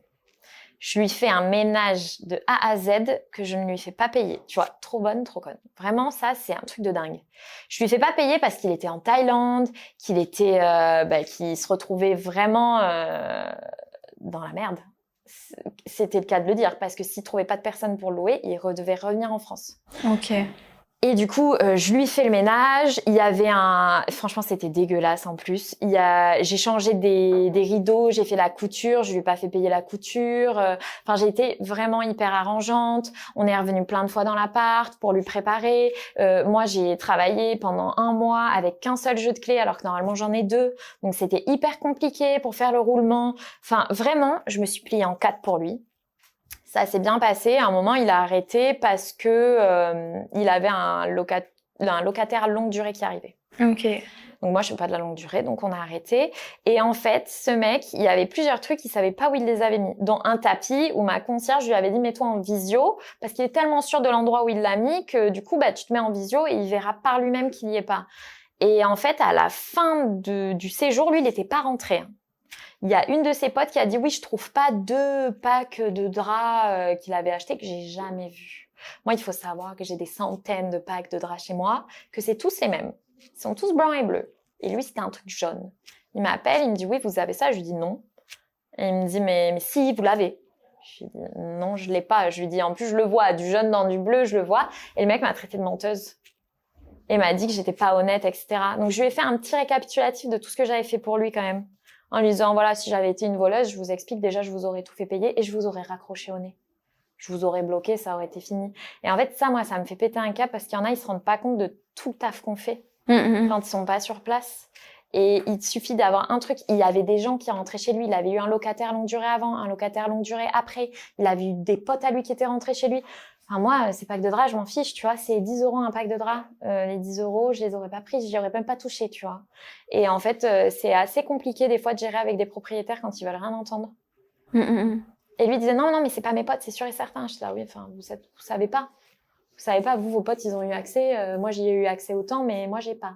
Ouais, surtout pour tout ce que tu lui avais fait en plus. Et c'est pour ça qu'à partir de maintenant, je fais, entre guillemets, dès que je le fais, je fais payer. Parce qu'en fait, les gens sont beaucoup plus, reconnaissants quand tu leur fais payer les choses. Tu te dis, mais attends, moi, je suis gentille, je le dépanne, et le mec, il me traite comme ça à la fin. Enfin, j'ai jamais volé quelque chose, il y a jamais eu de problème de vol, même avec mes voyageurs, etc. Et le mec se permet de me sortir des dingueries comme ça, j'étais dingue. Mais du coup, t'apprends de ça. T'apprends des du coup, maintenant, comme ça. si le ménage s'il doit y avoir un ménage, c'est payé. Ok. Je fais pas si c'est pas payé. Et justement, et tout est écrit, tout est fait. Et je leur dis, les draps, si c'est mis dans l'appartement, malheureusement, il y a des voyageurs qui peuvent partir avec. Nous, on a des thés d'oreiller, des fois, qui disparaissent des propriétaires. Je ne sais pas pourquoi. On ne les retrouve jamais. Surtout que moi, des fois, en fin d'été, je fais des photos des choses que j'ai retrouvées qui ne sont pas à moi parce que du coup, j'ai tout standardisé. Donc, tous mes tapis de bain sont gris, etc. Et j'ai des tapis de bain, des fois, qui sortent et je sais pas qui c'est. Et du coup, je fais une sorte d'envoi à la fin de la saison. Bon, j'ai une thé d'oreiller, j'ai un tapis de bain, j'ai ceci, j'ai cela. Et du coup, les propriétaires me disent, ah oui, ça c'est à moi, ça c'est à moi. Et du coup, je leur dis, maintenant, je me protège, en fait. Je leur dis, si vous le mettez dans l'appart, malheureusement, moi, je peux pas m'assurer à chaque ménage que la thé d'oreiller soit pas prise. Moi, je vole juste les chaussons dans les hôtels. Nous, on n'a pas de chaussons, ça tombe très bien. Mais des fois, on a les gens, ils nous volent le PQ. Ah ouais? Ouais. Ah, je suis morte. Pour ça, maintenant, on met plus les packs de PQ. On met Ah ouais, deux PQ. Ouais. Ma maman Ça aussi, fait elle voler fait le ça, PQ. je crois. Genre, elle a fermé là où elle a, tu sais, tous les trucs avec les serviettes. Les gens, ils partent avec les dosettes. Ouais, pareil, elle met les dosettes. Ouais. Je suis morte. Est-ce qu'il y a justement d'autres... Enfin, un autre moment où tu penses que tu as eu un échec ou une situation qui t'a permis justement d'apprendre? Dans le Airbnb, dans tout, dans la globalité. En vrai, moi, après, moi, je compte pas ça comme des échecs, en fait. Je le vois comme des leçons. Mais pour moi, c'était me mettre graphiste à mon compte. En fait, ça me plaisait pas. Je me suis rendu compte que ça me plaisait pas parce que c'était pas, c'est pas dans ma manière de faire, c'est pas ce qui me sort de ma zone de confort, etc. Et du coup, là, quand j'ai fait le chemin, enfin vraiment le virage à 360, et je suis partie dans la conciergerie, l'hôtessariat et la boutique de déco. J'appellerais pas ça un échec, mais au moins ça m'a permis, tu vois, de trouver ce que j'aime faire. Je me suis dit, ça, j'aime pas, je fais pas. Je suis à mon compte, c'est pas pour faire des choses qui m'embêtent. Bah, c'est vrai, hein. Même moi, tu vois, enfin, je me suis réorientée et j'ai jamais vu ça comme un échec. Alors que beaucoup en fait, de gens... T'apprends. Et tu vois, vu que moi, je suis partie aussi de zéro et que j'ai fait au fur et à mesure, entre guillemets, quand c'était un échec, j'avais pas engendré non plus des frais énormes. Donc, bah, c'est pas tant un échec que ça. Au final, il te faut cet échec-là pour arriver plus haut et continuer. Ouais. Ça, c'est vrai. Et j'ai du coup une dernière question pour toi. Est-ce que tu te considères comme une girl boss? Ben, moi, en vrai, ouais. Oui. Carrément. Tu vas me dire non, je te Non, moi, carrément, parce que j'ai toujours été hyper indépendante déjà. Même aujourd'hui, tu vois, je le suis dans mon couple. Et je trouve que c'est hyper sain d'être indépendant de la personne que t'aimes. Donc, je trouve que c'est une première partie, tu vois, pour être une girl boss. Et je fais mes choses, mon mec fait mes choses, je suis indépendante financièrement et tout. Ouais, je pense, parce qu'en plus, j'ai plein de projets. Enfin, voilà, je suis vraiment entrepreneuse dans l'âme. En fait, je vois que c'est ça, moi, qui me correspond à 1000%. Et du coup, ouais, je pense que oui. Et puis, en plus, je travaille quasiment qu'avec des filles. C'est vrai, ça. C'est trop bien. Ouais. Bah, c'est pour ça que je t'ai invitée sur le podcast. Ouais. Est-ce qu'il y a quelque chose que tu voudrais rajouter? Non. Pas forcément. N'hésitez pas à nous suivre sur notre compte Instagram, Douceur de Sœur. Voilà. C'est tout. Non, franchement, non, je crois que j'ai tout dit. Mais très bien, alors. Merci beaucoup. Merci à toi de m'avoir accueilli. C'était trop cool. Ouais. Je suis contente d'avoir vu les savons. Et tu sais que même là, je suis un peu malade. Du coup, je crois que j'ai le nez qui commence à être bouché. Mais j'ai quand même le savon. Tu les sens bien? Parfait. Ouais. Non, franchement, ils sentent hyper bon en plus. On est hyper contente de nos savons. Je vais le mettre pour laver les mains, pas que tu prennes mon petit truc pour le visage là. Exactement. Après, ça peut aussi se prendre pour visage. Ouais. Ouais. Mais vu que c'est sur le grain, en fait, ça vient pas Et surtout ceux avec l'argile. J'ai retenu, hein. Ouais. On a argile, on a un peu d'avoine, on a un peu de miel, on a un peu de tout. Non, franchement, trop cool. Bien. Mais trop contente que, du coup, tu nous aies présenté le projet, que j'ai pu voir les savons en avant-première aussi. Ouais. Et que tu sois testeuse. Ouais. Bah ouais, du coup, je suis testeuse. Ouais. Officielle. Bah ouais, en vrai, j'étais en mode, moi, je peux être sélectionnée pour être testeuse. Si. Trop cool. Mais en tout cas, je suis trop contente que tu sois venue. C'était quand même venu de Bordeaux pour pouvoir faire le podcast et nous raconter ton parcours. Et je suis sûre que ça va inspirer toutes les filles qui nous écoutent. Bah, j'espère. Et puis, j'espère que celles qui hésitent se lancent. Parce qu'en fait, vraiment, le plus compliqué, c'est de se lancer. C'est faire le step, quoi. Ouais. Et ce qui est fou, c'est que quand tu commences à te lancer, après, t'as le bouche à oreille. Et le bouche à oreille et la satisfaction des clients, c'est la meilleure pub. Mais tu vois, c'est là que je suis en train de... C'est vrai que j'allais terminer le podcast, mais je suis en train de me dire, ce qui est trop cool, c'est que toi, t'as cette partie service et la partie physique aussi. Ouais. Du coup, t'as les deux côtés. Et tu vois, moi, je connais pas la partie physique. Et je trouve ça trop bien que t'aies ce spectre-là et que t'arrives à trouver le juste milieu et à continuer d'autres projets où tu fais vraiment d'autres trucs physiques. Et je trouve ça trop intéressant, au final. Parce que c'est vrai que moi, à mes yeux, lancer un service, c'est beaucoup plus simple que lancer un produit. Ouais. Et tu vois, c'est pour ça que je me dis, quand tu te lances, en général, tu fais genre du freelancing ou tu vends tes compétences, tu vois. Mais d'un autre côté, là, nous montrer que tu as réussi à faire des savons de A à Z. Bon, pour moi, les savons, c'était tout facile. Hein. Genre, j'étais en mode, peut-être que moi, je peux en faire à la maison. Tu peux en faire à la maison. Après, final, faut qu'il mousse, faut qu'il lave, faut que la mousse, elle tienne. Ouais, faut pas que ça te brûle la peau aussi, techniquement. Et tu vois, ça, j'aurais pas su. Et c'est vrai qu'il y a plein de trucs manuels où, au final, t'as plein de réglementations derrière. Il y a plein de trucs et les gens ne le savent pas. Moi, et sur notre compte Insta, on essaiera d'un peu en parler, justement. De parler d'un peu toutes les spécificités que les gens voient pas. Parce que les gens, ils voient un savon, ils voient pas ce qu'il y a en amont.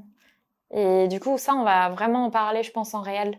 Pour essayer de montrer un petit peu l'univers du savon.